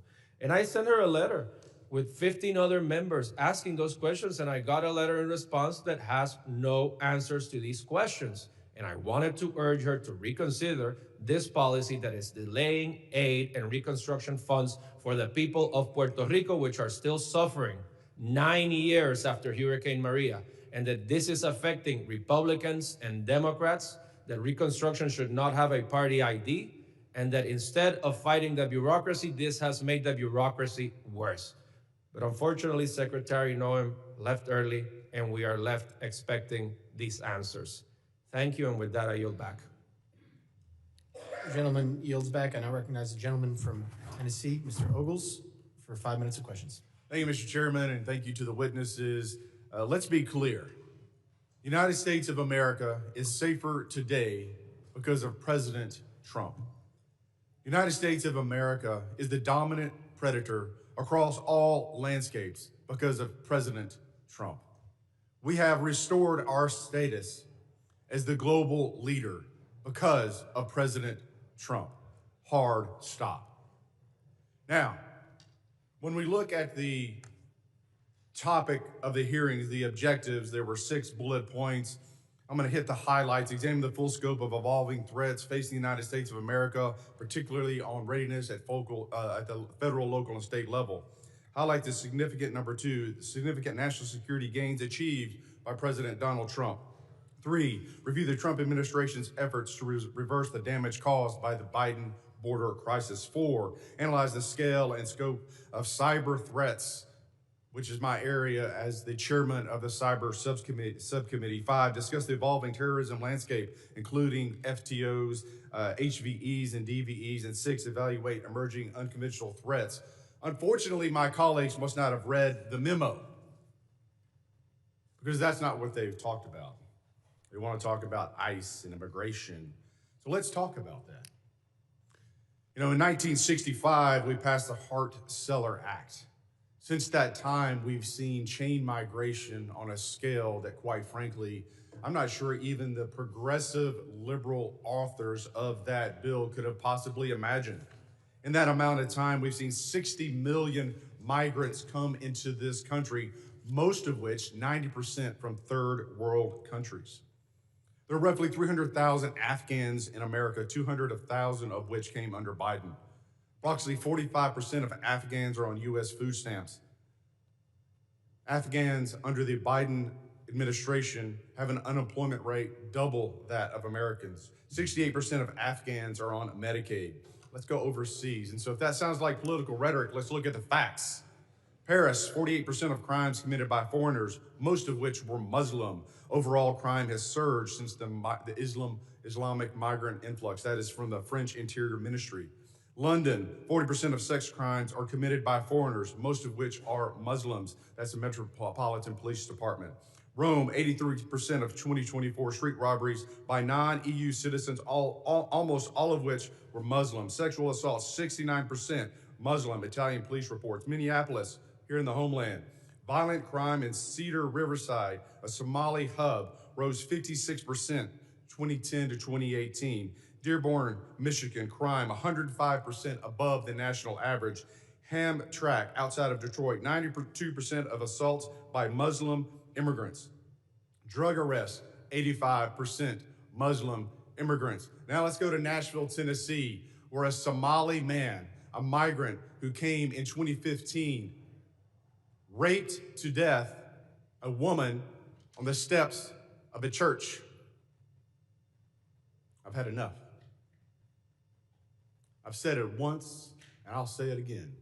Deport them all. This is our country. We get to decide who comes in, and we get to decide who has to leave. And I say, deport them all.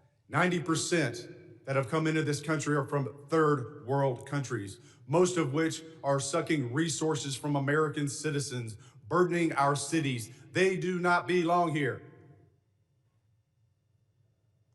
Mr. Kent, I'm chairman of the Cyber Subcommittee. Let's go into the scope and scale of the cyber threats posed by the CCP. I give you the floor, sir. CCP is probably one of the more aggressive actors in the cyberspace right now. NCTC is mostly focused on the terrorism realm and how terrorist actors are using the proliferation of encrypted devices and just the internet to spread propaganda. That's probably our biggest purview in terms of cyber. Mr. Glasheen? Chairman, I would say that the Chinese government, the CCP, is our greatest cyber threat. It is a full-time job, and the resources they throw at this is unbelievable. It's a major concern. You know, I want to thank the witnesses for being here, and I want to thank President Trump. You know, as I sit in the skiff and I'm reading the briefings from the CIA and the FBI on the daily attacks to our country and to our infrastructure, I appreciate the president, and I appreciate you gentlemen and your service to this country in keeping Americans safe. They have no idea what you do every single day. God bless you, and God bless America. Mr. Chairman, I yield back. Gentleman yields back. I now recognize the gentlelady from New Jersey, Ms. Poe, for 5 minutes of questions. Thank you, Mr. Chairman, and to our ranking member. Yes, indeed, we've spoken a great deal and learned many things here today, some of which are still going unanswered, many questions that all of us still have. And there are a vast number of threats that endanger our homeland, from increasingly sophisticated state-sponsored terrorist networks to evolving technologies. Our law enforcement agencies are engaging criminals on multiple fronts and facing significant demands every single day. Next year, there will be an increasingly heightened threat environment in my district in northern New Jersey as we host the World Cup. Federal counterterrorism grant funding is absolutely critical in keeping our communities safe against the evolving threat environment. This is why I have been so deeply disturbed by the decision of Secretary Noem to freeze, delay, and cut billions of dollars in federal counterterrorism grant funds. In February, her department, DHS, froze billions of dollars in counterterrorism grants that had already been awarded to states and cities. This decision left state and local public safety organizations unable to access critical funding. DHS then ignored legal deadlines for releasing this year's installment of the $1.5 billion for these counterterrorism programs. And when DHS finally released this funding, she abruptly and illegally slashed funding to states with Democratic governors like New Jersey. States and localities have sued in federal court for funding owed by the federal government that was appropriated for them by Congress. In October, I sent a letter to Secretary Noem, and if she was here, I would be saying this directly to her, signed by all of my Democratic colleagues in New Jersey's delegation, demanding that she stop playing politics with federal counterterrorism funding and immediately restore New Jersey's allocation. Specifically, I'm referring to the 50% cut to New Jersey's allocation of the Homeland Security Grant Program, which includes the Urban Area Security Initiative and the State Homeland Security Program. This is the single largest preparation grant program in the Federal Emergency Management Agency. New Jersey has relied on these federal grants to respond and prepare against terrorist attacks. When she published the notice of funding opportunities for the Homeland Security Grant Program, she stated that her intent to allocate this funding was going to be based on statutory risk assessment and an analysis of relative risk to terrorism faced by the 100 most populous areas in the country. Under this process, New Jersey was preliminarily allocated around $19 million, but DHS final award notification, our state received just $9 million. The final award notification failed to explain why such drastic cuts were made. Instead, she simply stated that it was done, quote, per DHS directive. To this day, we have still not received, I have not received a response to my letter. And I absolutely cannot understand and am so incredibly disappointed by the fact that this administration continues to try and attempt to walk all over this body. Congress is Article 1 branch, and we demand that we've received the respect that is due and that she respond to the questions, and that is her responsibility and her job. Mr. Chairman, I yield back. Thank you. Gentlelady yields back. I now recognize the gentlelady from South Carolina, Ms. Biggs, for 5 minutes of questions. Thank you, Mr. Chairman, and thank you to the witnesses for being here today. I know you have a really difficult job. I want to take a moment just to highlight the fantastic work of the Homeland Security Advisory Council. I think when I say this, I speak on behalf of our entire South Carolina delegation when I say that I'm pleased to see South Carolina's own Governor Henry McMaster appointed to chair the HSAC. Since its inception in 2002, the Council's mission has been to offer the department real-time advice across the whole spectrum of security issues, and I think this is especially critical for a state like mine in South Carolina, where we face everything from severe weather events such as Hurricane Helene to major port security and cyber security concerns. But I'll move on, and I would like to direct this statement to Director Kent. China is and has been for quite some time the primary great power competitor to the U.S. I think some of my colleagues have already established that today. And I think we've identified the pacing challenge for our national security strategies. Chinese companies have made land acquisitions near sensitive military sites in the U.S., and Chinese researchers have engaged in espionage and intellectual property theft. Chinese national encounters at our northern and southern borders surged in fiscal year 24, and China remains the primary supplier of precursor chemicals contributing to American overdose deaths. So my question, Director, is to what extent do you see a nexus between China's destabilizing activities and the terror threat landscape in the United States? Thank you for that question. That's a very important topic, especially in terms of fentanyl and the precursors the Chinese Communist Party provides. Working directly with the cartels, we have agents of the Chinese Communist Party, some directly affiliated and some indirectly affiliated, that are working with the cartels to continue to change essentially the recipe of the fentanyl. Because as we designate these different precursors and they kind of fall off the market or become more regulated, these advanced chemists will then come into play, and they're the ones that provide the new ingredients, the new ways to manufacture fentanyl that kills American citizens. So this is something that we're looking at, in particular, the relationship between these Chinese actors and the Mexican drug cartels. Well, thank you so much. And sir, if you have any additional information, I'd be happy to hear. Yes, ma'am. Thanks for the opportunity. I think to your question is, if our country is destabilized, it creates a lot of vulnerabilities for us. And whether it be the fentanyl is what you're talking about here, it could definitely affect our national security. Regarding the fentanyl, one thing Director Patel recently did is we've recognized the challenge that fentanyl faces in the United States.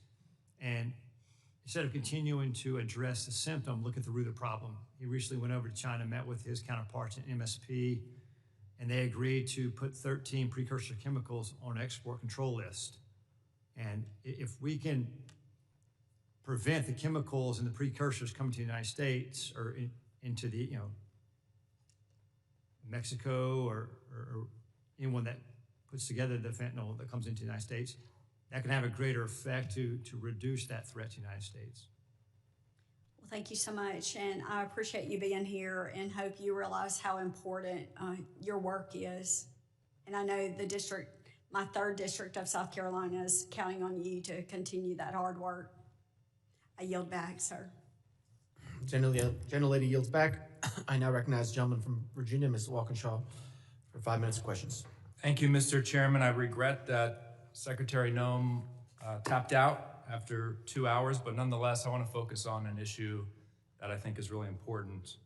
The misuse of taxpayer funds and the steering of DHS funds to politically connected firms tied to the Secretary's office, while hiding that activity from the American people.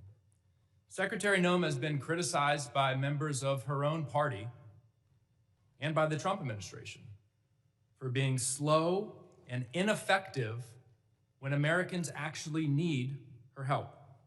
Republican Senator Tom Tillis said she was, quote, slow off the mark in getting disaster aid out the door. A senior administration official recently told Politico that there was, quote, some fishy stuff going on with money at DHS. And the veto authority she handed to Corey Lewandowski over contracts and grants has delayed life-saving resources after disasters. So when it comes to helping disaster victims, she's been slow and ineffective. But when it came to spending money on her own image and then funneling that money to her friends and her political allies, she moved with remarkable speed. According to reporting by ProPublica, DHS obligated $220 million for an advertising campaign featuring her in staged, phony border imagery and featuring pictures of President Trump's private properties. That money, that taxpayer money, was routed through a newly created and secretive Delaware shell company. It was then secretly funneled from that shell company to a firm with direct political and personal ties to her office and her political operation. That firm is called the Strategy Group. This situation has all of the elements of political corruption. First, she invoked emergency authority to bypass competitive bidding. Second, she concealed the true destination of the money by routing it through a shell company, a red flag in any corruption investigation. Third, the firm that actually did the work, that filmed her attempting to herd cattle, has documented political and personal ties to the Secretary and her senior leadership. Fourth, her directive requiring personal approval of all contracts over $100,000 concentrated power in the hands of the very people tied to the firm that secretly received the work, her and Mr. Lewandowski. At the exact time this contract was executed, DHS was diverting investigators and resources away from child exploitation, away from child trafficking, away from illegal gun smuggling, yet somehow she found nearly $250 million to promote herself, and the money flowed to her political allies. A federal contracting law expert, quoted in ProPublica, summarized it plainly. It's corrupt is the word. That's what I would have liked to ask the secretary about today. I would have asked if she personally approved the money that flowed to her political and personal allies. I would have asked if whether when she was governor of South Dakota in 2023 and the same firm got $8.5 million of taxpayer money, whether she steered the money to them. Because an official in her administration said she did. That's what I would have asked her. But she had to leave early. Mr. Glasheen, are you familiar with the Proud Boys? I'm familiar with the name, yeah, Proud Boys. Okay, does the FBI still designate the Proud Boys as an extremist organization? They did in 2018 in President Trump's first term. We are in the process right now of changing our categories for domestic terrorism. So they're no longer designated as an extremist organization. The FBI designated them an extremist organization in 2018. Has that changed? I'm not aware that they did that. It's all over the media, sir. It's widely reported. Can you get back to me on that? Sure will. All right, thank you. Gentleman yields back. I now recognize gentleman from North Carolina who's not for 5 minutes of questions. Thank you, Mr. Chairman. Before I go into my line of questioning, it's worth notice that the previous administration labeled Catholic churches and charities as domestic terrorists, and there was no outrage about that from the other side of the aisle. But regards to today's hearing, threats that currently face the country, we have millions of people in this country right now who will harm the country either with specific intent or by natural effect. There's a refusal to assimilate. There's a disdain for Western values. There's even a disdain for this country. We've seen it recently in the unfortunate but staggering case that we've become aware of in Minnesota. Somalian groups who have come here to defraud the United States to the tune of billions of dollars, submitting fake invoices, at least motivated in part for personal enrichment, and then to fund terrorist groups back home, our adversaries. And one of the points that I find most disgraceful from the other side of the aisle, they would rather talk about Secretary Noem rather than these threats that we are trying to combat. And they also say that this is strictly a race issue. That's a disgusting accusation. From my experience in law enforcement, there were people from all over the world who exploited the open border policies or weak legal immigration policies to come here, whether they were from Eastern Europe, China, Russia, the Middle East, Northern Africa, Pacific Islands, and of course, South America. It's a full world problem that is operating inside of our borders. So, Mr. Kemp, let me just start with you. How can we programmatically identify, again, these threats that arrive at the point of millions of people who are here specifically harming the country? So right now we're in the triage phase. We've already identified 18,000 individuals who have ties to known suspected terrorists and terrorist organizations. So we're starting with them, working with DHS and the FBI to locate and deport them. But as you pointed out, it is a much bigger problem. We've had 2 to 2.7 million folks from Muslim countries, Muslim regions that have come into the country under Biden with minimum to no vetting. Well, I asked you the question, how do you vet someone that doesn't come from a functioning country? Exactly. You simply can't. That's why prior to the Biden administration, these individuals, even ones who wanted to claim asylum, they had to go to the first safe third country. And it would take 18 months to 2 years to properly vet them. Biden threw all of that out the window. We were assured by Secretary Noem's predecessor that every Afghani refugee who came in under the asylum program was thoroughly vetted. Was that true? That was a lie. Any of those individuals who were vetted, such as the terrorists in DC, they were vetted under a war zone standard to see if they could serve as a soldier or as a guard or a cook or something like that, to see if they posed a threat to us tactically in Afghanistan or Iraq, but not to be our neighbors. Two completely different systems of vetting. The Biden administration used the tactical vetting as a ruse to get millions of people into the And then once they were here, we have eyewitness testimony that they were deployed to military bases and then picked up by people who were already in the country, never to be seen again. Is that consistent with what you've seen in your current position? Absolutely. We're having a hard time running down where a lot of these individuals are. That's why we haven't been able to locate and deport all of them rapidly. What tools can we assist you with in identifying these self-radicalizing circles who are inside the country currently? One thing that I want to be sure that the people who are watching this know is that the shooter who committed the act of terrorism against the 2 National Guard members, he was radicalized here. Yeah. How are we going to identify, again, the people who are inside of our own borders, empowering our enemies to commit harm inside this country? Right now, the Trump administration has essentially gone back to letting us enforce laws, letting us enforce immigration standards, and letting us vet people. What I would like to emphasize to this committee and to the American people is that we simply cannot go back and retroactively vet these millions of folks that came in under Joe Biden. We have to locate them and we have to deport them as soon as we possibly can. Those who want to reapply, they can have the opportunity to reapply. So in terms of what we need, we just need the longitude to do our jobs. We're getting that from the Trump administration, and we appreciate the support of this committee. Yep.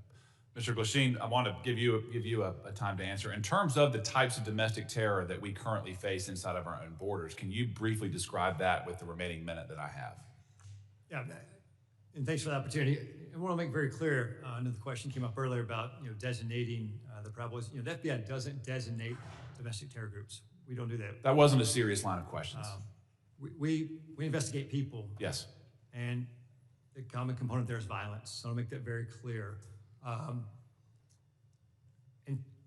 so in terms of regarding the domestic terrorism threat, we have over 1,700 domestic terrorism investigations in the U.S.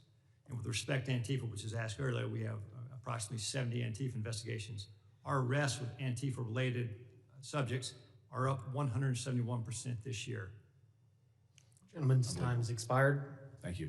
I now recognize gentleman from Louisiana, Mr. Carter. 5 minutes of questions. Thank you, Mr. Chairman. Thank you, witnesses, for being here. I represent the New Orleans region where we welcome partnership. We do not welcome occupation. What we're seeing unfold in our community is not public safety. It's a political stunt wrapped in badges, armored vehicles, and military uniforms. ICE and Border Patrol agents have descended into our community with no transparency and no meaningful coordination with local officials. The militarized forces who are not trained in our local laws, not trained in community-based de-escalation, and do not know our neighborhoods or our people. This is a recipe for disaster, confusion, and dangerous mistakes. Our communities are not a stage for political theater. If this administration wants to partner, then act like it. Share the plan, respect local law, and work with us, not around us. Unfortunately, Kristi Noem, our secretary, had to leave in the middle of a very important conversation to go and talk about dismantling FEMA, a discussion we'll have at another time that for the life of me, I simply can't understand why we would want to decentralize the Federal Emergency Management Agency, an agency that is needed more now than it was needed when it was first created, as natural disasters continue to happen more often than ever before in places it's never happened before. But nonetheless, if she were here, but she's not, I'll ask her chair. Secretary Noem, I recently stood with local elected leaders from the city of New Orleans and our mayor-elect, Helena Moreno, as they urged DHS agents to commit to transparency, due process protections, identifiable federal agents, safeguards against discriminatory enforcement, and humanitarian protections. I would ask her if she were here, but she isn't. Ma'am, will you commit your department to uphold these values during the current operation in Louisiana? Apparently they aren't doing that but because I know both of you are capable of answering this question and are in fact civil servants that have demonstrated in your career that you do understand transparency, that you do understand the Constitution. So I'll ask you the question, do you think this request from our mayor-elect in New Orleans is a reasonable one? Is it reasonable to ask that agents commit to transparency, due process protections, identifiable agents, and safeguards against discriminatory enforcements? Yes or no? Do you think that's a reasonable ask? Yes or no? Is that reasonable? Sounds reasonable, yeah. Thank you. Do you think it's reasonable, sir? Sounds reasonable. Thank you. Secretary Noem, the masked officers you sent into the streets of New Orleans are attempting to arrest and abduct and detain anyone that looks like a migrant. I got to ask the question, what does a migrant look like? Do you know what a migrant looks like, sir? Yes. Can you define what a migrant looks like to you? I cannot. Thank you. Can you tell me what you think a migrant looks like? These are targeted raids. Can you tell me what they look like? Yeah, you have to stop them. You have to check their identification. Okay, but can you tell me if you were describing to me as a new $50,000 bonused ICE agent, what does a migrant look like? You would stop and you would ask them for ID, and you'd be on an intelligence-driven operation, which is what these ICE raids are. They're intelligence. But if you were to say a guy's wearing a red shirt, you would say the guy's wearing a red shirt and a purple baseball hat. You would be able to give that description. But can you give a description of what a migrant looks like? Can you give a description of what a migrant looks like? We need to deploy ICE officers to stop people and ask them, and they go on intelligence. I reclaim my time. You clearly don't want to answer my question, and that's unfortunate because the American people want to know these answers. We want to know. I've got a quick video I want to show before my time runs. Please. Look at this. This is a stunning video from Louisiana. You hear that woman cry out. She's a 23-year-old running down the street away from the masked agents who are chasing her, repeating that she is a U.S.-born citizen, saying... Stop. This is a United States citizen who's running away from ICE agents who, when she gets to her house and her husband comes out, they stop the chase.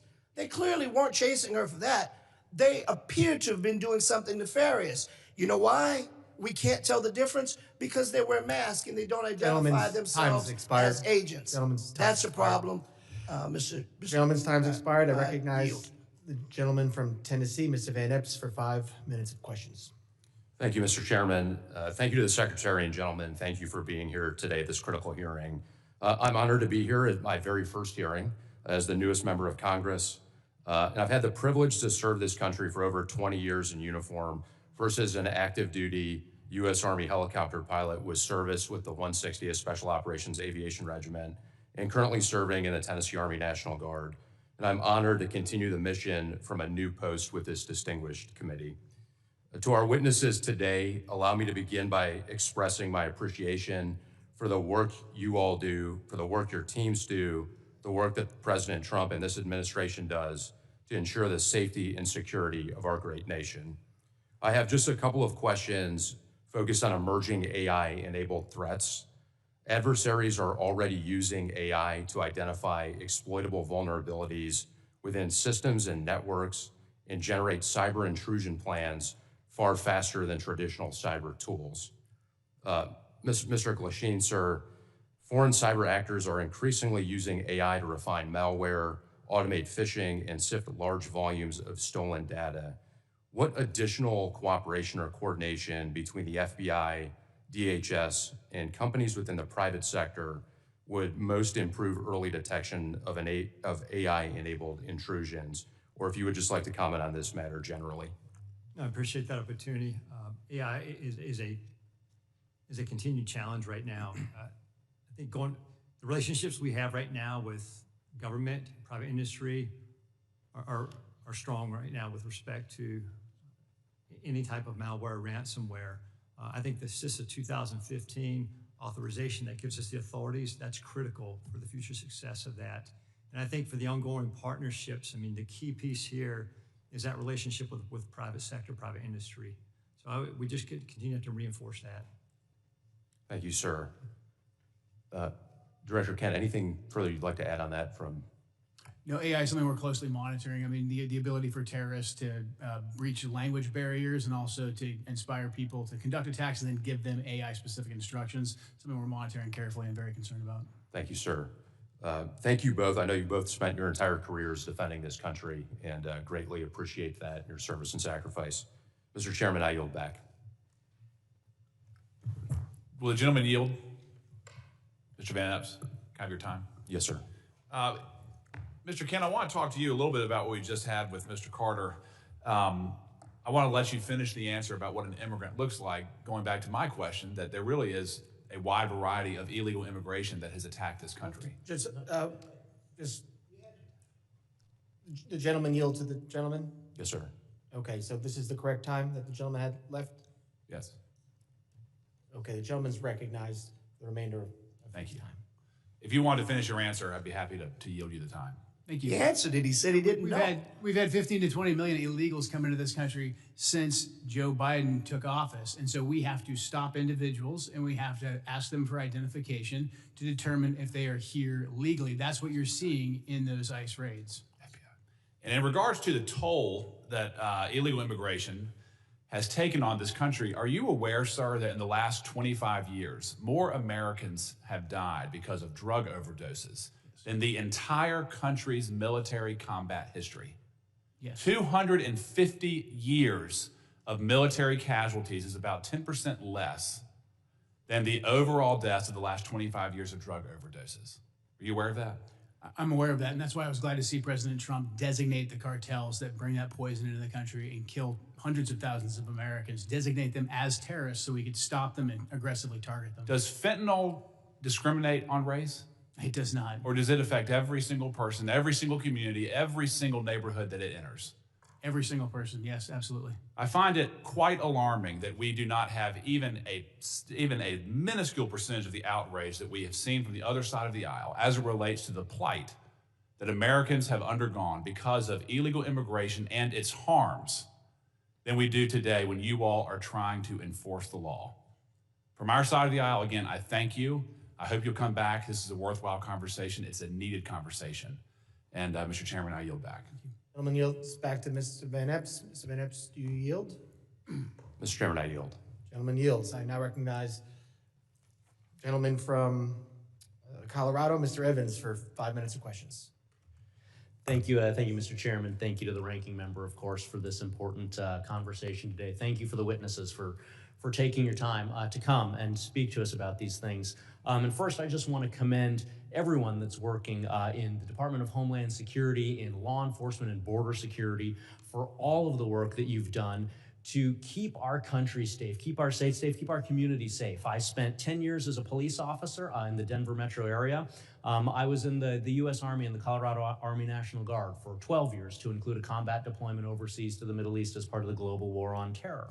And those experiences, coupled with what's happening in Colorado, have shown me how critically important this hearing is on global threats and things that are happening around the country and around the world, because we know the numbers. We know that every 15 days under the previous administration, more Americans lost their lives due to drugs, with most of that being fentanyl, than were killed in the entirety of the September 11th terrorist attacks. Somewhere around 400,000 Americans died under the previous administration as a result of the poison that's coming into our communities from these cartels, these organized criminals, these foreign terrorist organizations, and again, killing more people than Al-Qaeda could have ever dreamed of killing on American soil. And I saw it as a cop, I saw it as a soldier, and so I'm incredibly thankful for all of the work that's been done to secure our border and to crush these cartels, these criminals, these terrorist organizations.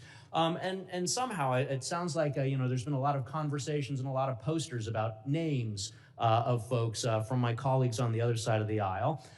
As cops, we all know this, we have what we call in cop slang the Book of the Dead. All of the bad things that you see as a cop And so I don't have a poster up here because I don't want to traumatize the public with the things that I had to see and that my brothers and sisters had to see during my 10 years in law enforcement. But it's the names and faces of some of those 400,000 Americans who died as a result of this poison coming into our community, peddled by cartels and drug dealers and traffickers. And it's names. One of my constituents that was with me here on Capitol Hill earlier this year, Liz Hardy, lost a daughter, Brooke Hardy, to fentanyl.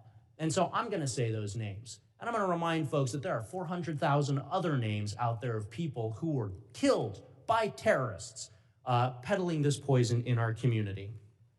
In Colorado, since 2020, Colorado has lost over 7,000 lives. At times, Colorado has had the second highest overdose rate of teenagers in the country.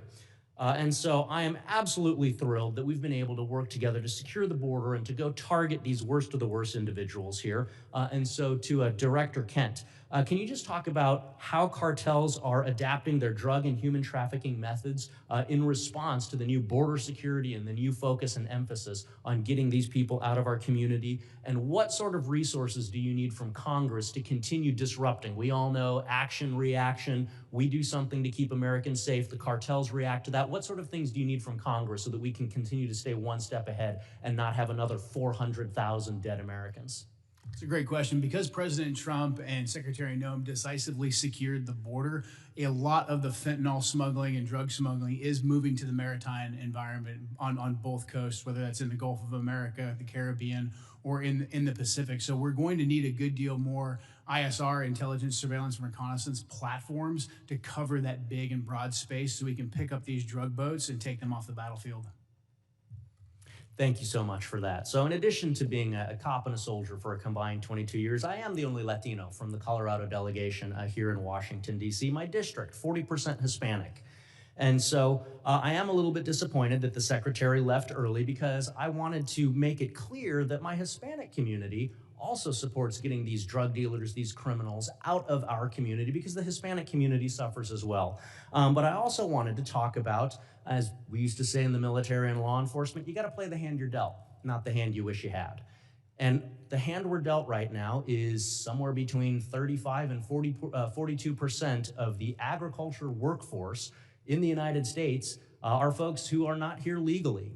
And so as we're having this conversation around border security and deportations, I just wanted to have a little bit further exploration around how do we make sure that we protect our national security, because we know that national security starts with food security. If we can't eat, we can't do any of the other things that we're talking about here today.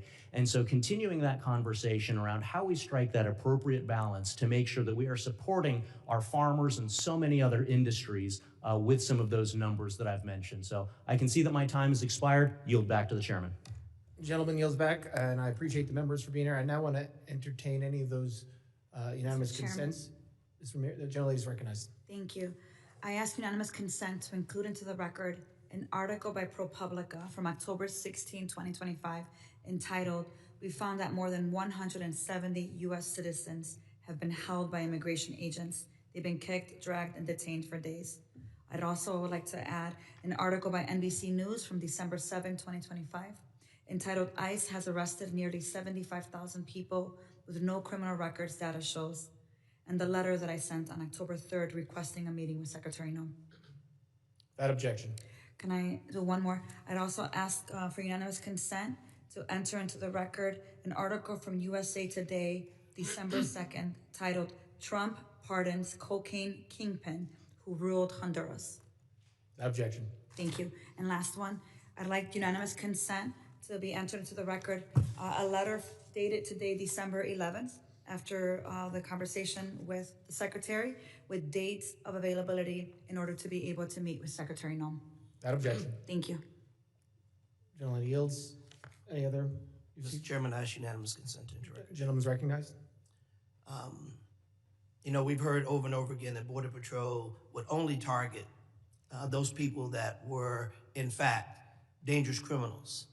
We've seen since the time in New Orleans that less than 1/3 of those have been detained have been criminals. I'd like to submit in the record this article by the AP, which demonstrates the statistics that clearly show that these agents aren't, in fact, going after hardened criminals, but people who look a certain way. Mr. Chairman, I have one other item that I'd like to also show over and over again. DHS will be targeting dangerous criminals. And here's a second article that demonstrates, in fact, that the people that they're picking up, many of which are, in fact, U.S. citizens because they look a certain way. The central theme that I'm offering in these unanimous consent articles is you cannot singularly identify a place or a person of origin by the way they look. Our Constitution protects us from that. This is a gross miscarriage of justice. Without objection. Gentleman yields. Closing. Gentleman, it's recognized. Thank you, Mr. Chairman. Mr. Chairman, this secretary abandoned her duty to testify at this committee hearing, and refusing to answer our question is unprecedented. No other secretary, even those under threat of impeachment, have just gotten up and walked out of a hearing when nearly half the members haven't even asked questions. On one level, you can't be surprised because she's failed to answer our letters and other requests for information. Secretary Noem did not even want to appear at all today. To add insult to injury, I'm told that when she left, she did not leave the building. She went to the anteroom.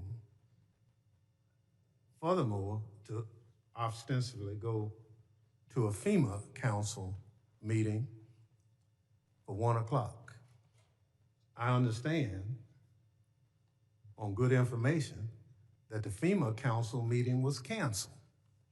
So there was no need for her to go. She was a liar with no respect for congressional oversight. She joined FBI Director Kash Patel in telling the U.S. House Committee on Homeland Security to pound sand by getting up and walking out in the middle of the hearing. We were told that she'd be here until 1 o'clock, but she left significantly early. This is embarrassing display from someone who can't take the heat, is disrespectful to the committee and the Constitution, the separation of powers. But again, what else can we expect from an administration led by a man who sicked a mob on the Capitol on January 6th? Mr. Chairman, because the secretary walked out of the hearing, I move that this committee subpoena Secretary Noem back to continue her testimony. Thank the gentleman. I yield back. The gentleman yields back. Mr. Chairman, I move to table the motion. Gentleman moves the table motion. I thank the gentleman for that motion. Now, continue.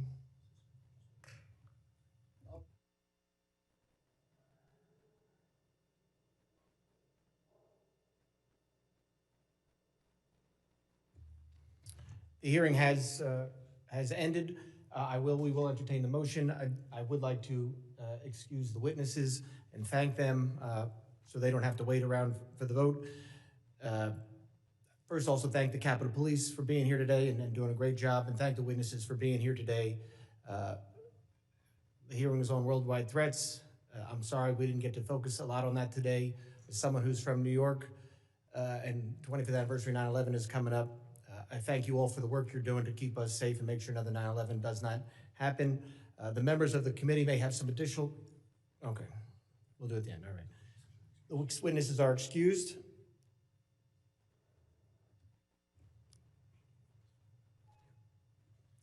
And on the motion to table, all those in favor say aye. Aye. Aye. All those opposed? Nay. The ayes have it. Mr. Chairman. Yes. I I guess we're gonna have to ask for a recorded vote on that.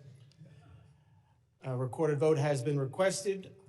The clerk will prepare the roll.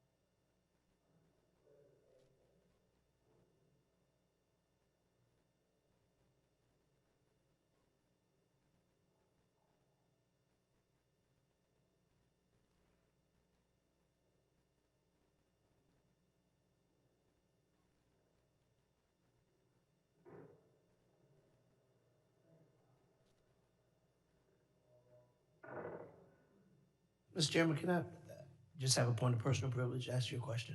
It's an easy one. It's a statement. It's a point of personal privilege.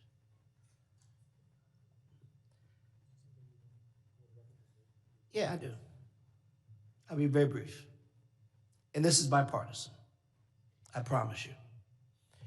I think the fact that the secretary left prematurely is not only a disrespect to you as chair, but to the entire body.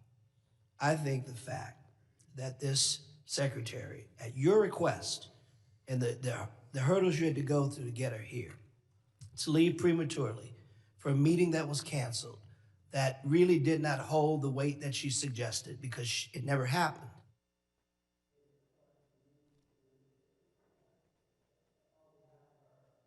Somebody turned me off. I apologize to you, my friend. You deserve better.